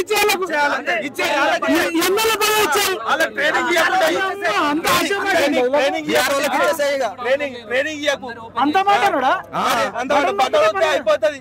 బటన్ నొక్కితే అయిపోతుంది. ఏమైపోతుంది అన్న? 6 నెలలు అన్న బటన్ కోసం చదువుకున్నది మేము 6 సంవత్సరాల 6 సంవత్సరాలు ఇంతవరకు. ఇంజనీరింగ్ జాబ్ కాలేజీలలో తీసేయండి, సివిల్ ఇంజనీరింగ్ ఐటీఐ నేర్పకండి, సివిల్ ఇంజనీరింగ్ నేర్పకండి. మన జేఎన్టీయూలో మన sir CM sir Revanth Reddy గారు వెళ్ళినప్పుడు చెప్పారు, సివిల్ ఇంజనీర్ కనుమరుగు అయిపోతుంది, సివిల్ ఇంజనీర్ బ్రాంచ్ ని మనం ప్రోత్సాహం చేయాలి, కనుమరుగైపోతుంది. ఆ రోజు కాన్ఫరెన్స్ లో మరి నువ్వు అక్కడ జేఎన్టీ వెళ్ళినప్పుడు చెప్పారు కదా సార్. మరి మా ఆవేదన వినండి, ఈ రోజు మా ఆవేదన ఇవ్వండి. మీడియా మిత్రులు మీరు ఏమైనా చేయండి అన్న, మా ఆవేదన న్యాయం జరిగేటట్టు. నా పేరు వివేక్, నేను కొమరంభీం జిల్లా ఆసిఫాబాద్ నుంచి మాట్లాడుతున్నాను. నల్లమల్లపేట నుంచి రాకేష్ నాయక్, ఇప్పుడు నువ్వు వివేక్, మీరు ఇద్దరు కలుసుకుంటే రేవంత్ రెడ్డి పొంగులేట ఈ మూల నుంచి నేను స్టార్ట్ అయ్యి ఈ మూల నుంచి స్టార్ట్ అయితే అన్న ఆ కేసీఆర్ ని గద్దె దించింది అందుకమే కదా, మేమే కదా అన్న దించింది అన్న. ఈ రోజు ఎక్కించింది మేమే కదా అన్న, నిన్ను రేవంత్ రెడ్డి నిన్ను ఎక్కించింది మేమే కదా. ఈ రోజు మొదటి ఏజెండా నిరుద్యోగుల ఏజెండా అనుకునే కదా అన్న మేము దించింది. కాంగ్రెస్ కుదిరా? నువ్వు కాంగ్రెస్ కుదిరితే నువ్వు మా వీప్ మీదకి వెళ్ళి కుదురుతున్నావు. ఇంకేడా గుద్దే తెలియదు. ఇంకో నువ్వు డల్లాస్ పోతున్నావు, దావోస్ పోతున్నావు, తిరుగు రాజుల సొమ్ము రాళ్లపాలు అన్నట్టు సొమ్ము కొడిది సోకొకూడదు ఓట్లు మాయి అలా ఇలా చేసి ఒక సంవత్సరం మొత్తానికి మభ్య పెట్టిరానా? అసలు మీ కోపం రావట్లేదా? రక్తం ఉడకట్లేదా? ఏం చేయాలన్నా? అప్పట్లకి ఏమైనా కొట్లాడి తెగించి ఏమైనా పెట్రోల్ వస్తుంది కావాలన్నా? మరి అదే ఇప్పుడు ఏం తెగించేటట్లేము. మనమే కోరి ఆయన తీసుకొస్తే ఆయన మళ్ళీ మనకి వెనక నుంచి కూర్చోడు. మెల్లగా December 9 to December 9 ఖతం. ఇప్పుడు local body elections half year ఖతం. ఆయన నోటిఫికేషన్ ఇస్తే ఇంకో ఇయర్ ఖతం. ఇంకో చేసేదాన్ని 2 సంవత్సరాలే. లాస్ట్ ఇయర్ సెట్ అవ్వ ఎలక్షన్స్ కాబట్టి హ్యాష్ డిజైన్ వాళ్ళ పొలిటిషియన్ అవన్నీ వచ్చేస్తాయని చెప్పేస్తారు. 2 సంవత్సరాలు ఆయన జాబ్ క్యాలెండర్ ఏమి ఇస్తాడు? ఆయన మాకేం ఉద్యోగాలు ఏమి ఇస్తాడు? మేము పెళ్లిళ్ళు గిల్లెలు చేసుకోకుండా గాడి ఈ రోడ్ల మాట తీసుకుంటూ కూర్చోవాలి మేము. ఇక రాజకీయ నాయకులు దొంగల సొమ్మును దోసుకోవాలి. పండుగ సార్లు లెక్క మొత్తం మనం రాజకీయ నాయకుల మీద వాటి దోసుకుంటేనే సెట్ అయ్యేటట్టు. నీ రాక్షసులా మనుషులరా? మీరు 2 లక్షల ఉద్యోగాలు వేయకున్నా సరే కానీ ఈ సర్వేయర్ జాబులు ఏవైతున్నాయో ఆ ఉన్న జాబులను సివిల్ ఇంజనీర్లతోనో డిప్లొమానో ఎవరైతే ఎలిజిబుల్ ఉన్నారో వాళ్ళతో నోటిఫికేషన్ పెట్టి దాంట్లో మెరిట్ ఉన్నోడికి ఇవ్వండి అయ్యా. నువ్వు 1000 నింపుతావా 2000 నింపుతావా కానీ మినిమం ఎలిజిబిలిటీ లేకుండా చేస్తే రాబోయే రోజులలో ఒక్క సీట్ కూడా రాదు. కావాలంటే కేసీఆర్ నాడు నిరుద్యోగుల దెబ్బ ఎట్లుంటుందో పెట్టుకున్నాడు.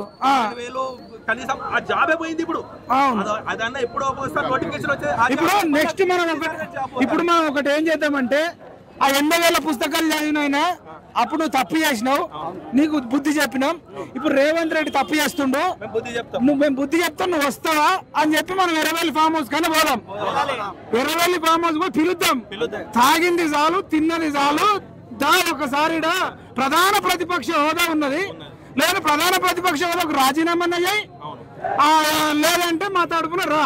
లేకపోతే నీకు అనవసరంగా జీతం ఇచ్చి నిన్ను కూర్చున్న పెట్టి వీపు వృద్ధి సార్ అని చెప్పి గెలిపించింది మనం కాదా? 2014 నుంచి మనం కొట్లాడి ఆయన మీకేమైనా మేము పదవిని ఇవ్వలేదా?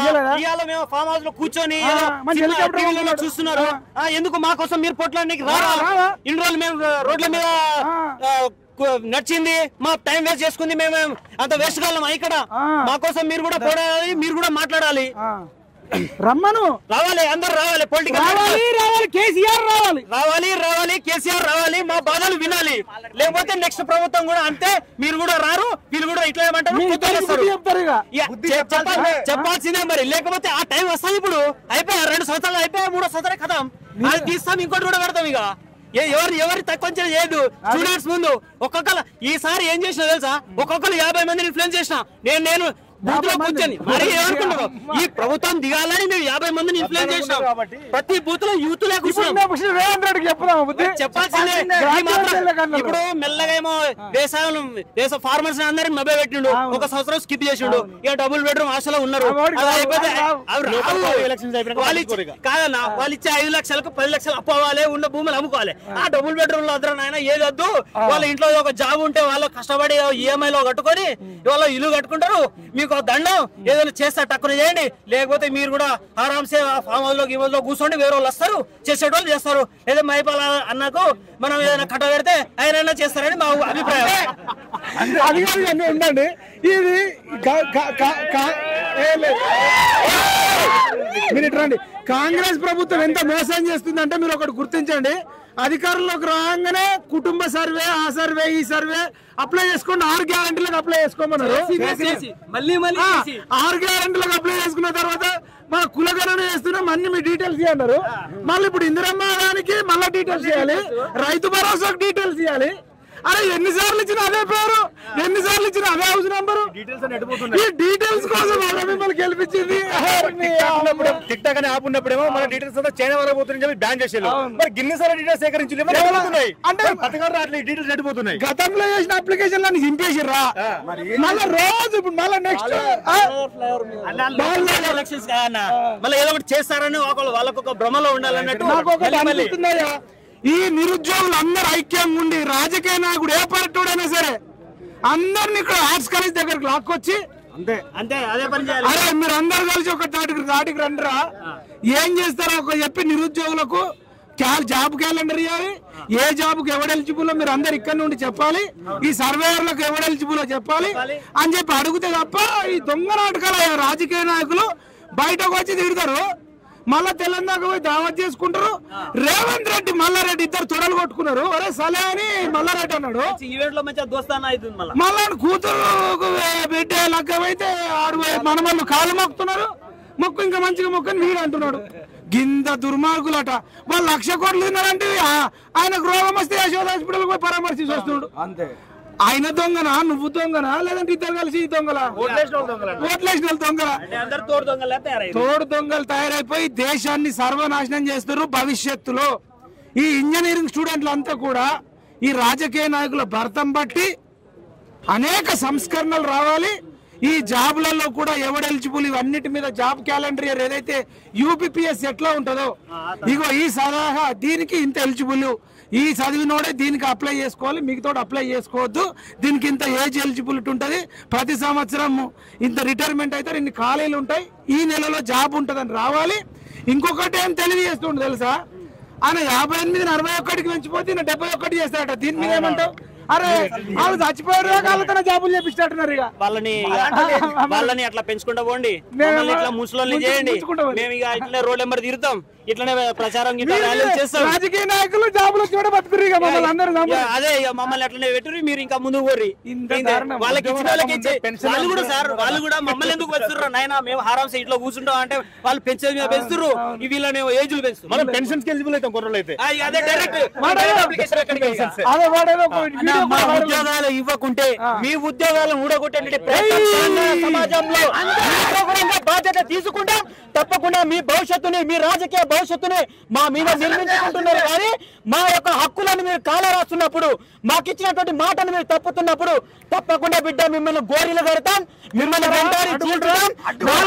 బస్సు యాత్ర చేద్దామా, సైకిల్ యాత్రలు చేద్దామా, సోషల్ మీడియా డిజిటల్ యాత్ర శ్రీకాంతాచారి యొక్క ఏదైతే అతను ఈ తెలంగాణ రాష్ట్రం కోసం జీవితాన్ని త్యాగం చేసిండో మాదిరిగా భవిష్యత్తులో నేను గిటంగా మరో శ్రీకాంతాచారి తప్పకుండా ప్రాణాలైనా ఇస్తా గానీ నిరుద్యోగ హక్కుల కోసం, నిరుద్యోగ ఉద్యోగాల కోసం, నిరుద్యోగుల యొక్క తరఫున నిరుద్యోగ యొక్క జీవితాల పైన మీరు ఏదైతే వాగ్దానాలు చేసిరో నెరవేర్చని వేళ భవిష్యత్తులో 2 లక్షల మంది నిరుద్యోగులతో తప్పకుండా మీ యొక్క పార్టీ ఆఫీస్ లో మీ యొక్క గాంధీ భవన్ ముట్టడిద్దామా, 100% ఇస్తాం.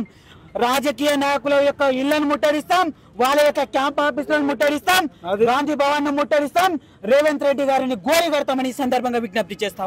మోతీలాల్ మాట్లాడతావా? ఇప్పుడు కోసం చేస్తారు సబ్జెక్ట్ తెలుసుగా నీకు. విఆర్ఓలను డిప్యూటీ సర్వేర్ గా చేస్తారట.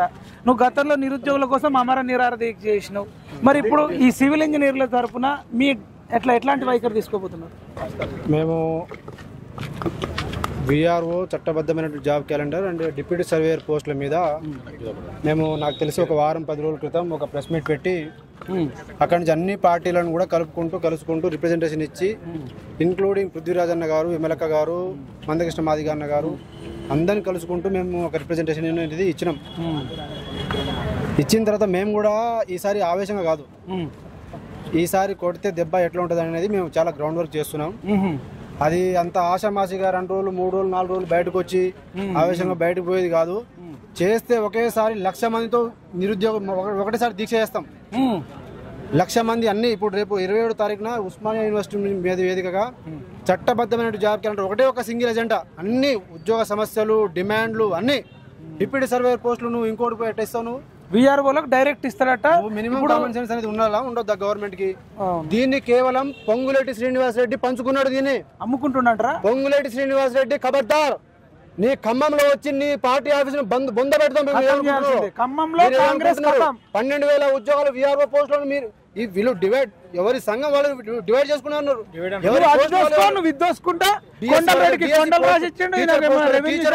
నీకు విఆర్ఓ పోస్టులు, విఆర్ పోస్టులు, నువ్వు డిప్యూటీ సర్వేర్ పోస్టులు, జనాలందరూ పిచ్చోళ్ళ.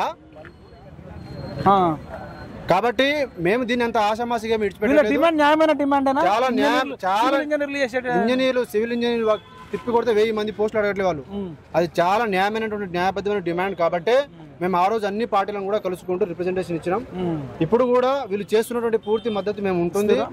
మేము అందరం కలుపుకొని ఈసారి ఎలాంటి భేదాలు లేకుండా ఈసారి ఆర్గనైజ్డ్ గా కేవలం నిరుద్యోగ హక్కులు ఖచ్చితంగా. ఇప్పుడు తెలంగాణలో నిరుద్యోగుల గురించి ఎవరు మాట్లాడుతున్నారు? ఏ పొలిటికల్ పార్టీలు మాట్లాడుతున్నాయి? ఏ సంఘాలు మాట్లాడుతున్నాయి? కాబట్టి మాకు మేమే కష్టపడాలి, మేమే వస్తాం. మేము కష్టపడితే రాష్ట్రం వచ్చింది, ఇప్పుడు మేము కష్టపడితే మాకు ఉద్యోగాలు రావాలి. ఈ చట్టబద్ధమైనటువంటి జాబ్ క్యాలెండర్లో ఈ అన్ని ముఖ్యంగా ఇప్పుడు ఈ రోజు వీరైతే ఏదైతే ధర్నా చేసినారో, ఏదైతే ర్యాలీ చేసినారో, వీళ్ళకి సంపూర్ణమైనటువంటి మద్దతు, వీళ్ళ డిమాండ్ తక్షణమే పరిష్కరించాలి. లేదంటే మీరు ఏ మంత్రికి ఆ మంత్రి ఎన్ని శాఖలు, మా పోస్టులు ఇన్ని, పోలీసు వాడు ఒకడు, టీచర్లు ఒకడు, డిప్యూటీ సర్వేలను ఒకడు, విఆర్ఓలను ఒకడు, ఇట్లా ఇష్టం వచ్చినట్టు వాళ్ళు మేము పంచుకుంటూ పోతామంటే మేము ఇక్కడ ఖాళీ ఏం కూర్చోలేదు. మేము కూడా చాలా ఆర్గనైజ్డ్గా ప్లాన్ చేస్తున్నాం. చాలా బలమైనటువంటి ఉద్యమం అయితే ఈసారి గ్రౌండ్ లెవెల్ నుంచి లేపుతున్నాం. గ్రౌండ్ ప్రతి ఒక్క పిలుపుతో ఒక్కసారి అన్ని యూనివర్సిటీస్లో అన్ని లైబ్రరీలో ఉస్మానియా యూనివర్సిటీ నివేదికగా, ఇటు నిజాం కాలేజ్ కావచ్చు, ఇటు సైఫాబాద్ కావచ్చు, ఇటు కాకతీయ యూనివర్సిటీ కావచ్చు, తెలంగాణ యూనివర్సిటీ కావచ్చు, ఇటు అన్ని యూనివర్సిటీస్ నుంచి ఒకటేసారి ఉద్యమం లేస్తే ఎట్లా ఉంటుందో, అప్పుడు ఎంత మందిని పెట్టుకొని వీళ్ళ ఉద్యమాన్ని ఆపాలనుకుంటారో వాళ్ళు ఎలా ఆపుతారో మేము కూడా దాన్ని చూస్తాం. Thank you Motilal. ఇప్పుడు నవీన్ ఉన్నాడు, ఆ నవీన్ కూడా మాట్లాడతాడు. మోతిలాల్ నాయక్ బ్రదర్ చెప్పినట్టుగా నేను ఈ మీడియా ముఖంగా మన నిరుద్యోగులందరూ కూడా ఒక విషయం చెప్పాలనుకుంటున్నాను. ఎప్పటి నుంచో, ఎందుకంటే అసలు యాక్చువల్గా ఈ డిప్యూటీ సర్వేర్ పోస్టులు సివిల్ ఇంజనీర్ అంటే నా డిపార్ట్మెంట్ కాదు. కానీ నాకు ఇందులో ఒక 2-3 మిత్రులు రోజు కాల్ చేసేది, మీడియా వాళ్ళని రప్పించండి నన్ను ఒకసారి వీడియో చేయాలని చెప్పేసి. సో నన్ను కూడా వాయిస్ ఇవ్వమని చెప్పారు వాళ్ళు. వాయిస్ ఇస్తే నేను వాయిస్ ఇవ్వడానికి భయపడ్డా. ఎందుకు తెలుసా, మన నిరుద్యోగ మిత్రులు కొంతమంది ఏమనుకుంటారంటే అసలు ఇతను ఏ రాజకీయ పార్టీకి సంబంధించినోడో, ఇతనికి ఏం అవసరం, ఇప్పుడు ఈ టాపిక్ ఇతను కాదు, ఈయన ఎందుకు మాట్లాడుతాడు, వేరే పార్టీ పంపించిలా. మనలో కూడా కొంత ఐక్యత అనేది లేదు మిత్రులారా, గమనించండి. ఎందుకంటే ఇప్పుడు ఒక సమస్య గురించి మాట్లాడితే తప్పేమున్నది, ఆ సమస్య నిజమైనప్పటికీ ఇది చాలా న్యాయమైన డిమాండ్. మరి ఇది ఒకవేళ ఈ యొక్క అంటే రాష్ట్రంలో ఉన్న ప్రభుత్వానికి నిరుద్యోగులు అందరూ కూడా సమానంగా అనుకున్నప్పుడు మరి డైరెక్ట్ రిక్రూట్మెంట్ ద్వారా ఎవరైతే ఎలిజిబుల్ ఉంటారో వాళ్ళతో భర్తీ చేయొచ్చు. మనం పాత వాళ్ళకి కట్టబెడుతున్నాం అంటే నువ్వు కోర్టు తీసుకున్న వాళ్ళ దగ్గర నుంచి తీసుకుంటారా, చిన్న ఒక సందేహం కలగదా. మరి నేను చిత్తశుద్ధి ఎక్కడ ఉన్నది. కాబట్టి అందరూ కూడా ఐక్యత ఉంటేనే దీన్ని మనం సాధించుకోగలుగుతాం అని చెప్పేసి చెప్తున్నాను. ఈ విషయం చెప్పాలని చెప్పేసి ఇక్కడ వచ్చాను. ఇంకోటి ఏంటంటే అన్న, ఈ యొక్క మూవ్మెంట్ లో ఈసారి మందకృష్ణ మాదిగ అన్న గారిని, ఆర్ కృష్ణ అన్న గారిని, విమలక్క గారిని, ఎవరైతే కుల సంఘాలు పృథ్వీరాజ్ అన్న గారిని, ఈ ప్యూర్ మూవ్మెంట్ ఈసారి జర్నలిస్టులు, కుల సంఘాలు, లాయర్ అసోసియేషన్ వీళ్ళందరం కలిసి మాకు పోలీస్ డిపార్ట్మెంట్లో కొంతమంది మిత్రులు ఫస్ట్ నుంచి కష్టపడుతూ ఉన్నారు. వాళ్ళ జేఏసీ ఉంటుంది, ఇప్పుడు డిప్యూటీ సర్వేల జేఏసీ వాళ్ళది ఉంటుంది, డిఎస్సీ జేఏసీ వాళ్ళది ఉంటుంది, ఇటు గ్రూప్స్ జేఏసీ వాళ్ళది ఉంటుంది, గ్రూప్ 1 కావచ్చు, జీవన్ నెంబర్ 2 ఎవరి జేఏసీ వాళ్ళు ఫామ్ అయ్యి ఎవరి యూనివర్సిటీకి వాళ్ళు లీడర్లు అయ్యి ఐక్య కార్యాచరణతో ఇక్కడ ఎవరు తెలంగాణ నిరుద్యోగ కమిటీ ఇది ఒకటే ఉంటది. ఎవడు ప్రెసిడెంట్ కాదు, ఎవడు వైస్ ప్రెసిడెంట్ కాదు, ఎవడు చైర్మన్ కాదు. ఒక్క తాటి మీద వస్తే ఎట్లా ఉంటుందో, దెబ్బ కొడితే ఈసారి సీఎం కుర్చీ కింద పడాలి. అలాంటి ఉద్యమం చేస్తాం. వీళ్ళు అనుకుంటున్నారేమో 1000 మందితో ఇప్పుడు ఢిల్లీ ఇప్పుడు కాదు, కొంచెం ఉంది. మెల్లగా మొత్తం ఆర్గనైజ్ చేసుకుంటూ ఎలాంటి ఈగోలు లేకుండా అందరిని కలుపుకుంటూ ఎవరి స్వేచ్ఛ ఎవరి ప్రాధాన్యత వాళ్ళకి ఇచ్చుకుంటూ అందరిని కలుపుకుంటూ ఒక ప్రాపర్ ప్లాన్తో, ప్రాపర్ యాక్షన్ ప్లాన్తో మేము ముందుకు పోతా ఉన్నాం. జాబ్ క్యాలెండర్ అంటే మీరు ఇంకో విషయం గుర్తు అర్థం చేసుకోవాలి నిరుద్యోగ మిత్రులు. దీంట్లో SIPC వాళ్ళది ఏజ్ పెంచాలని ఒక డిమాండ్ ఉన్నది. ఇది కూడా జాబ్ క్యాలెండర్ లోనే వస్తుంది. డిప్యూటీ సర్వేలు మీకు 1000 పోస్టులు రావాలి, మీది కూడా జాబ్ క్యాలెండర్ వస్తుంది. VRO 12,000 పోస్టులు రావాలి, అది కూడా జాబ్ క్యాలెండర్ వస్తుంది. DSC 19,000 రావాలి, అది కూడా జాబ్ క్యాలెండర్ వస్తుంది. SA స్కూల్ అసిస్టెంట్ లో DSC ఎవరైతే చేస్తున్నారో వాళ్ళు డైరెక్ట్ రిక్రూట్మెంట్ ద్వారా 70% వాళ్ళకు పోస్టులు ఫిల్అప్ చేయాలని చెప్పేసి డిమాండ్ ఉన్నది. అది కూడా జాబ్ క్యాలెండర్ వస్తుంది. నీ సమస్య, నీ వేదిక ఒకటి క్రియేట్ చేస్తా ఉన్నాం. ఈ వేదిక ద్వారా నువ్వు మాట్లాడు, నీ సమస్యకు నువ్వే లీడర్, నీ సమస్యకు నువ్వే. ఈ పోస్టులు పెరగలేదు, నాకు ఇది జరగాలి అది జరగాలి మాట్లాడద్దు. లాంగ్ జంప్ తగ్గాలనా రా, నీ కూటమి చేసుకో, నీ సంఘం చేసుకో, నువ్వు కలుపుకో, నువ్వు బయటికి రా. అందరం కలిసి మనం ఇన్నిసార్లు DSC ధర్నా చేసినాం, గ్రూప్స్ ధర్నా చేసినాం, జీవో నెంబర్ 20 మీద ధర్నా చేసినాం. ఎవడైనా మాట వింటున్నాడా? ఈసారి చేసే ఉద్యమం వాడు మాట కాదు, మోకళ్ళ మీద కూర్చోబెట్టి మనకు క్షమాపణ చెప్పే రోజు తీసుకురావాలి. అంతేగాని ఇంకెన్ని రోజులు మరి వాడు చెప్పి ఈ సంఘాలు అని చెప్పేసి ఈ ఆర్గనైజేషన్ ఇవన్నీ వద్దు. Right, thank you. మేము ఆల్రెడీ మోతిలాల్ గారి నాయకత్వంలో ఆల్రెడీ మేము ప్లాన్ చేసుకున్నా ఉన్నాం. నేను నాగర్ కర్నూలు జిల్లా బాధ్యతలు తీసుకోవడం జరిగింది. తప్పకుండా భవిష్యత్తులో కార్యాచరణ దానికి సంబంధించినటువంటి అన్ని ఏర్పాట్లు నేను చేసుకున్నాం. అదే మాదిరిగా సర్ది కట్టుకొని వస్తామన్నా, ఈసారి కట్టుకొని తిరుగుతాం. మాకు ఎవరు అవసరమైతే ఈ తెలంగాణ రాష్ట్రంలో అగ్నిగుండంగా మార్చేటువంటి ఆస్కారం ఉంటది. రేవంత్ రెడ్డి గారు భవిష్యత్తులో దృష్టిలో పెట్టుకో, నీ రాజకీయ భవిష్యత్తు దృష్టిలో పెట్టుకో. తెచ్చింది మేమే, దింపడం మేమే అనే విధంగా నీ భవిష్యత్తును నువ్వు నాశనం చేసుకోవద్దు. తప్పకుండా ఈ రోజు మోతిలాల్ నాయక్ గారు వారి ఆధ్వర్యంలో వారు నాయకత్వం వహిస్తా ఉన్నారు. తప్పకుండా వారి ఆధ్వర్యంలో మేము చేస్తా ఉన్నాం. తప్పకుండా భవిష్యత్తులో ప్రతి జిల్లా నుంచి, ప్రతి లైబ్రరీ నుంచి, ప్రతి గ్రామం నుంచి ప్రతి గడప నుంచి ఒకరు వచ్చే విధంగా చదువుకున్నటువంటి ప్రతి పౌరుడు ప్రతి విద్యార్థి విధంగా తమ హక్కుల కోసం తమ సాధన కోసం రావాల్సిందిగా మేము విజ్ఞప్తి చేసినాం. ఆల్రెడీ మన పోలీస్ డిపార్ట్మెంట్ నుంచి చాలా ఫస్ట్ నుంచి ఫ్రమ్ డే 1 నుంచి కష్టపడుతున్నాడు. ఆకాష్ గౌడ్ వాళ్ళు జీవో నెంబర్ 46 మీద ఎంతో కష్టపడుతున్నారు.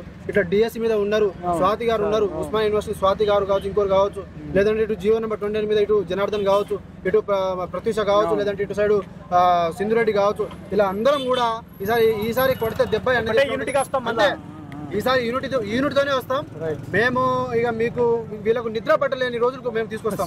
ఇది గుర్తుపెట్టుకోరు. ఇక చెప్పండి, మీరేం చెప్తారు? ఇప్పుడు డిప్యూటీ సర్వేయర్ గా సివిల్ ఇంజనీర్లు విఆర్ఓలకు ఇవ్వద్దు అంటారు. మీరు నాదే మీరేం చెప్తారు? మీ వైఖరి మేము ఏమంటున్నామంటే ఎప్పుడైనా కానీ ఏ నోటిఫికేషన్ కానీ కొన్ని విద్యా అర్హతలు ఉంటాయి. ఏ జాబ్ ఏ అర్హత ఉన్న వ్యక్తికి నియమించాలి. అది కూడా ఇతనికి ఇంగిత జ్ఞానం లేకుండా ఇప్పుడు 10th క్లాస్ ఇంటర్మీడియట్ అయినటువంటి వ్యక్తులను తీసుకొచ్చి డిప్యూటీ సర్వేలు చేస్తే వాళ్ళు ఏం సర్వే చేస్తారో చెప్పు. ఇప్పుడు ల్యాండ్ సర్వే చేసేది ఉంటుంది, ఏమైనా కట్టడాలు చేసి సర్వే ఉంటుంది. ఎటువంటి సర్వే చేయగలుగుతారు వాళ్ళు? దీనికి న్యాయం చేయగలుగుతారా? చేయలేరు. మేమేమంటున్నామంటే బిడ్డ రేవంత్ రెడ్డి అదేవిధంగా పొంగులేటి శ్రీనివాస్ రెడ్డి నీకు ఒకటే చెప్తున్నాం, మీకు తెలియకపోతే తెలుసుకోండి అంతే. ఇప్పుడు మీ మంత్రులైనా కానీ మీకు మేధావులున్న సపోర్ట్ ఉన్నా కానీ ఎవరైనా అడగండి ఏ జాబ్కి ఎవరు ఎలిజిబుల్ రా బాబు అని తెలుసుకొని ఆ నోటిఫికేషన్ వేయండి. ఇప్పుడు చూడండి, ఇప్పుడు సివిల్ ఇంజనీరింగ్ అదేవిధంగా బీటెక్ ఐటీఐ చదివినటువంటి వ్యక్తులందరూ డిప్యూటీ సర్వే పోస్టులు ఎలిజిబుల్, వాళ్ళకి అవకాశం ఏర్పరచండి. వాళ్ళు ఇప్పుడు మీరు సంవత్సరానికి 2 లక్షల ఉద్యోగాలు ఇస్తున్నారు. ఇప్పటి వరకు ఆ 2 లక్షల ఉద్యోగాలు ఇక్కడ పోయి నిలవదు. ఈ 13 నెలల కాలంలో ఎన్ని ఉద్యోగాలు వేసిండు? నీ విషయం 10,000 ఉద్యోగాలు. ఆ 10,000 ఉద్యోగాలు ఇచ్చి నేనేదో 50,000 ఉద్యోగాలు ఇచ్చిన 50,000 ఉద్యోగాలు ఇస్తే ఇప్పుడు వీళ్ళందరికీ 2 కిలోమీటర్లు పాదయాత్ర ఇచ్చి ఆర్ట్స్కాలు ఎక్కడికి ఎందుకు వస్తారు? మీరు ఇస్తున్నటువంటి ఉద్యోగాలు వెంటనే భర్తీ చేయాలి. లేని పక్షంలో మేము చెప్తాం ఒకటే, మా టీఆర్ఎస్ విద్యార్థి పక్షాన మేము నిరుద్యోగులకు ఎల్లవేళ ఉంటాం. వాళ్ళు చేసే ప్రోగ్రాంకు మేము ఎట్టి సపోర్ట్ చేస్తాం. ఈరోజు కూడా సపోర్ట్ చేస్తాం, ఎల్లవేళగా సపోర్ట్ చేస్తాం. మీరు ఒకవేళ ఇటువంటి దుశ్చర్యని విరమించకపోతే మాత్రం మీ యొక్క సెక్రటరియట్ మీ యొక్క సీఎం ఇంటిని ముట్టడిస్తామేమో డిమాండ్ చేస్తున్నాం. మరి మీ నాయకుడు వస్తాడా ఈ సర్వేయర్ జాబ్స్ కోసం సివిల్ ఇంజనీర్ల తరఫున? ప్రధాన నాయకుడిగా మళ్ళీ చిన్న అంటే మేము ఏమంటామంటే ఈ రోజు ఉస్మాన్ యూనివర్సిటీలో ఇప్పుడు సర్వేలో ఒక మేము ఒక టీఆర్ఎస్ విద్యార్థి విభాగంగా మేము ఈరోజు వచ్చినాము. ఒకవేళ ఒక మొండిగా పోతే మా అధిష్టానాలు ఇట్లా వస్తాయి. ఇప్పుడు గుర్తుపెట్టుకోండి, డిప్యూటీ సర్వేయర్ సపోర్ట్ గా మా పార్టీ ఎల్లవేళ ఉంటాం, మా విద్యార్థి సంఘం ఎల్లవేళ ఉంటుందని మేము తెలియజేస్తున్నాం. ప్రభుత్వం మొండిగా పోయిందనుకో, యాక్చువల్లీ నోటిఫికేషన్ అనేది 2001లో 2004లో 2011లో 2017లో నోటిఫికేషన్ అనేది వచ్చింది. అప్పుడు వచ్చిన 2001 నుండి ప్రతి ఎలిజిబుల్ క్రైటీరియా ఏముంది, సర్వీస్ రూల్స్ ఏమున్నాయి అంటే డిప్లొమా వాళ్ళు, సివిల్ వాళ్ళు, ఐటీ వాళ్ళు ఉన్నారు. ఒకవేళ ఇప్పుడు వచ్చే నోటిఫికేషన్లో విఆర్ఓ వాళ్ళతో అట్లా ఫిల్ చేద్దామని అనుకున్నా, ఏమన్నా జీవో తీసుకొచ్చినా నేను కోర్టుకు వెళ్ళడానికి నా దగ్గర ప్రతి ప్రూఫ్ ఉంది. వాళ్ళు ఏదన్నా జాబులు పోయే ఛాన్స్ ఉంటుంది. ఒకవేళ వాళ్ళని లోపల జీవో తీసుకొచ్చి ఇట్లా చేసినా కూడా ప్రతి సర్వీస్ రూల్ మాకు తెలుసు. ప్రతి నేను గత 2-3 నెలల నుండి మేము బ్యాక్గ్రౌండ్ లో చెక్ చేస్తూనే ఉన్నాం. డాటా అంత ఉంది మా దగ్గర. ఒకవేళ వాడిని తప్పించుకొని అట్లా లోపల ఫిల్ చేసినా కూడా వెంటనే ఫిల్ అయిన వాళ్ళని వెంటనే మేము ఆపడానికి, కోర్టు దగ్గర నుంచి షేర్ తీసుకురావడానికి ప్రతిదీ డాటా మా దగ్గర ఉంది. అంటే ఉద్యమం చేసినా ఆగరు అంటే మేము కోర్టులో మేము చూసుకుంటాం, న్యాయపరంగా వెళ్తాం. ఇవన్నీ 2001లో చెప్పు ఒకసారి చూపించండి. మీ పేరు ఏం పేరు? ఏం పేరు నీ పేరు? నా పేరు అనిల్ అన్న. అనిల్ చెప్పు, చూపించి ఇవన్నీ ఉన్నాయి కదా. అదే 2001లో ఫస్ట్ వచ్చింది. ఏం వచ్చింది? నోటిఫికేషన్ వచ్చింది. ఎలిజిబిలిటీ ఎలిజిబిలిటీ క్రైటీరియా అప్పుడేమో డైరెక్ట్ రిక్రూట్మెంట్ ద్వారా వేసారు. ఏమేమి ఉన్నాయి చూడండి. అక్కడ ఉన్న ఎలిజిబిలిటీ అని ఎక్కడ ఇచ్చిండు చూడండి. 2001 ఉమ్మడి ఆంధ్రప్రదేశ్లో. ఉమ్మడి ఆంధ్రప్రదేశ్లో ఫస్ట్ టైం ఉన్నప్పుడు డ్రాఫ్ట్ మ్యాన్ సివిల్ లేకుంటే 2 years సపరేట్గా సర్వేయర్ కోర్స్కి చేసి ఉంటే వాళ్ళని ఫిల్ చేసి నెక్స్ట్ 2004లో వచ్చింది. ఆంధ్రప్రదేశ్లో ఉన్నప్పుడే బాగుండే మరి, అంతేనా? 2004లో వచ్చింది. 2004లో వచ్చినప్పుడు draft man civil trade diploma surveyor course సపరేట్గా చేసుకున్నారు. ల్యాండ్ సర్వేయర్ చేసిన వాళ్ళు, సర్వేయర్ కేటగిరీ ఉన్న వాళ్ళతో మాత్రమే ఫిల్ చేసింది. నెక్స్ట్ 2011 ఫోన్లో ఉంది. 2017 నోటిఫికేషన్లో సర్వేయింగ్ 1 year సబ్జెక్ట్ ఉండి ఏదైనా చదివిన వాళ్ళు, లేకుంటే ఐటీఐ సివిల్ చదివిన వాళ్ళు, లేకుంటే డిప్లొమా ఇన్ సివిల్ బీటెక్ లేకుంటే ఎంటెక్, వీళ్ళను జీవో నెంబర్ 282 ద్వారా వీళ్ళని యాడ్ చేసారు. సో పాత టైంలో ప్రతి ఒక్కరిది ఎట్లున్నదంటే సర్వేయింగ్ సబ్జెక్ట్ ఉన్న వాళ్ళని యాడ్ చేసారు. మళ్ళీ ఈ ఎగ్జామ్ రాసే వాళ్ళ మేము engineering drawing, building material, construction, concreting, surveying, ఈ లెవెలింగ్, ఈ రోడ్ సంబంధించింది, ఇరిగేషన్ సంబంధించి ప్రతి సబ్జెక్టు మేము చదువుకొని మేము వీటిని 150 ఇది 150 మార్కులది. 150 మార్కులకు పెడతారు. 150 మార్కులకు పెడతారు. 75 మార్కులు సివిల్ది ఉంటుంది, 75 మార్కులు జనరల్ స్టడీస్ ఉంటుంది. సో ఒకవేళ వీళ్ళు సెలెక్ట్ చేయాల్సింది డైరెక్ట్ విఆర్ఓలకు ఇస్తా అంటాడు. సో ఇట్లా ఎగ్జామ్ పెట్టి ఓఎంఆర్ అన్నా లేకుంటే ఇట్లా పెట్టి చేయాల్సింది. ఇంతైతే మెరిట్ వస్తారు, న్యాయం జరుగుతుంది. అవును, న్యాయం జరుగుతుంది అట్లా. సో ఒకవేళ వాళ్ళు ఉద్యోగం చేసినా ఏం లేదంటే కోర్టుకు పోతారు. ఒకటి విఆర్ఓ కొత్త నోటిఫికేషన్ ఇవ్వాలన్నా, ఫ్రెషర్స్ తోటి నింపాలి. విఆర్ఓ ఫ్రెషర్ నింపాలి, సర్వేర్లు ఫ్రెషర్ గా. ఇప్పుడు విఆర్ఓ వ్యవస్థ ఎవరైతే ఎక్కడైతే నియామకం ఉన్నారో వాళ్ళని అక్కడనే పెట్టి ఇప్పుడు 10,000 12,000 విఆర్ఓ రిక్రూట్మెంట్ ఇస్తున్నారు. దానివల్ల చాలా మంది లబ్ధి పొందుతారు. కొత్త రిక్రూట్మెంట్ ఇచ్చినట్టయితే మళ్ళీ వాళ్ళని తీసుకొచ్చి పెడితే వాళ్ళు ఎక్కడి నుంచి 10th క్లాసు 8th క్లాస్ నుంచి చదివి పట్వారిగా ఉన్నోళ్ళు విఆర్ఓ వ్యవస్థకు వచ్చారు. అప్పుడు పట్వారి వ్యవస్థ నుంచి ఎవరైతే ఉన్నారో విఆర్ఓ నుంచి ఉన్నోళ్ళు అదే మన ఆర్ఐ ఇట్లా చేసి తీసుకుపోయారు వాళ్ళని. సో వాళ్ళకి కరెక్ట్ స్కిల్స్ లేవు. ఇప్పుడు ధరణి చట్టం తీసేసి భూమాత చట్టం తీస్తున్నాడు. ఇప్పుడు ఈ చట్టం కూడా ఎప్పుడైతే విఆర్ఓ కొత్త రిక్రూట్మెంట్ ఇస్తుండో ఈ చట్టానికి సంబంధించిన ఒక సిలబస్ పెట్టాలి ఫస్ట్. వాడు దానికోసం తెలుస్తేనే కదా ప్రిపరేషన్ అయ్యేది కూడా. అదొక పాయింట్. ఇంకోటి Group 2 సిలబస్ తగ్గిస్తా, Group 3 సిలబస్ తగ్గిస్తా అని కొన్ని కాంట్రవర్సీ వస్తున్నాయి, బయట చర్చ జరుగుతుంది. అది ఎంతవరకు తగ్గిస్తావు ఏంది అనేది కూడా ఒక క్లారిటీ ఇవ్వాలి మాకు. ఇంకోటి నువ్వు ఏ బుక్ చదవాలి ఏందనేది ఇంతవరకు ఒక ప్రామాణికం లేదు. ఏమనంటే వికీపీడియా అంటాడు. వికీపీడియా ఎట్లా చూస్తారు? వికీపీడియా నువ్వు చేంజ్ చేస్తావు, నేను చేంజ్ చేస్తా. ఈ రోజు చేంజ్ అవుతుంటుంది. దానికి ఒక ప్రామాణికం ఇవ్వాలి.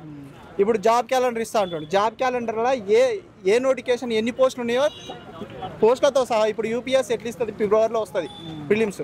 దానికి ఎన్ని పోస్టులు ఉన్నాయి, సర్టైన్ 500 600 ఇస్తుంటుంది ఇయర్ వైజ్గా. అది ఒక క్లారిటీనెస్ ఉంటుంది. ఆ క్లారిటీ మాకు ఇవ్వాలి. నీకు రిక్రూట్మెంట్ ఇప్పుడు నోటిఫికేషన్ అయిపోయినాక కూడా రిక్రూట్మెంట్ సర్టైన్ ఏ టైంలో నీకు ఫిలప్ అవుతుంది, కేసులు పడకుండా ఇది డేట్తో సహా మాకు క్లారిటీ ఇవ్వాలి. ఎందుకంటే ఇప్పుడు Group 2 Group 3 మిస్ అయిన వాళ్ళు చాలా వరకు ఉన్నారు. వాళ్ళు అటు పోవన్నా ఇటు పోవన్నా ఒక సందిగ్ధలు ఉన్నారు, ఎటు పోకుండా. అదొక క్లారిటీ ఇవ్వాలి. ఇప్పుడు నువ్వు గవర్నమెంట్ ఫామ్ అయినాక ఒక 1 yearలోనే 2 లక్షల ఉద్యోగాలు నింపుతావు. ఒక్క ఉద్యోగం అన్న నింపినవా? ఒక Group 1లో 50 ఎన్నో పోస్టులు పెంచిండు అంతే. అది డిఎస్సిలో పెంచిండు. ఇంతవరకు ఒక నోటిఫికేషన్ రాలేదు. ఇప్పుడు 1 year అయిపోతుంది కదా ఆయన గవర్నమెంట్ ఫామ్ అయ్యి. ఇప్పుడు ఆ 1 yearలో నింపవలసిన 2 lakhs ఏంటి, మరి మిగతా ఇప్పుడు 4 years ఏంటి? ఆ కథ ఒక క్లారిటీ ఇవ్వాలి. ఇది కనుక మాకు క్లారిటీ ఇవ్వకపోతే మళ్ళీ మేము ఆర్టీసీ రోడ్ పోతాము, స్ట్రైక్ చేస్తాము, అవన్నీ అయితేనే ఉంటాయి. ఇప్పుడు ఎస్సీ వర్గీకరణ ఆపుతుండు. కారణం ఏంటి? ఇప్పుడు నోటిఫికేషన్ ఇచ్చినాక చేసుకోరాదా? ఇప్పుడు నోటిఫికేషన్ ఇచ్చినాక నోటిఫికేషన్లో ఎవరైతే రిక్రూట్మెంట్ అయ్యారో అప్పుడు వాళ్ళకు డివైడ్ చేసుకోరాదా? నువ్వు నోటిఫికేషన్ ఫస్ట్ మాకు ఏ టైం కల్లా ఏ ఎగ్జామ్స్ ఉంటాయో ఒక క్యాలెండర్ రిలీజ్ చేస్తే కదా మాకు తెలిసేది. ప్రిపరేషన్ నువ్వు స్టార్ట్ చేయన్నా ఉండన్నా మేము పోవన్నా అనేది ఏది లేకుండా ముందటేసుకొని దాన్ని ఇంకా కాలక్షేపం ఇంకెన్ని రోజులు చేస్తారు? అదొక క్లారిటీ ఇవ్వాలి. ఇవన్నీ ఒకసారి చర్చ జరగాలన్న, నిరుద్యోగులతో చర్చ జరిగితే వాళ్ళ సమస్యలు ఏందో తెలుసుకుంటే. ఇప్పుడు ఏదో అల్లు అర్జున్ కోసం నెలల తరబడి సాగదీసి అయిపోయింది. ఇప్పుడు ఒక నిరుద్యోగిని తెలుసుకొని ఒక చర్చ పెట్టండి. చర్చ పెడితే కదా మాకు తెలిసేది. మా ప్రాబ్లమ్స్ ఏందో అర్థం చేసుకుంటే కదా. క్యాబినెట్ ఇంతవరకు విద్యాశాఖ మంత్రి లేరు సమస్యలు చెప్పుకోనికి. అసలు ఎవరికి చెప్పమంటారు? సిఎస్ చెప్తే పట్టుకుంటుందా? ఎవరికి అసలు దీనికి విద్యా వ్యవస్థకు సంబంధించిన అదే నువ్వు విద్యాశాఖ పెట్టకో, నిరుద్యోగ శాఖన పెట్టు. అట్లనే పెడితే ఒక క్లారిటీ ఉంటుంది. ఇది ఏది లేకుండా ఎన్ని రోజులు అన్న ఈ కాలక్షేపం చేసేది? ఇప్పుడు మళ్ళీ వచ్చేసారి నువ్వు ఇట్లా కంటిన్యూ చేస్తే నీకు ఎమ్మెల్యే కూడా టికెట్లు ఓట్లు పడాయి. ఆల్రెడీ అందరు బీఆర్ఎస్ వచ్చిన మంచిగా ఉన్నాను ఒక వెళ్ళిపోయారు అన్న. మనిషి తాట అనేది అట్లా అయిపోయింది. ఇంకెన్ని రోజులు ఈయన కాలయాపన చేస్తాడో అర్థమవుతలే. ఇవి ఎంత తొందర అయితే అంత తొందర దీని మీద నిర్ణయం తీసుకోవాలని భావిస్తున్నాను. నిరుద్యోగులలో తీవ్ర నిరాశ నిస్పృహలని చాలా ఆవేదన అర్థం చేసుకోవాల్సింది. ఇప్పటికైనా రేవంత్ రెడ్డి నిరుద్యోగులతో చర్చలు జరపాలి. వాళ్ళ న్యాయమైన డిమాండ్లు ఉంటే ఖచ్చితంగా అవి నెరవేర్చాలని కోరుకుంటూ జై తెలంగాణ, జై జవాన్, జై కిసాన్, జై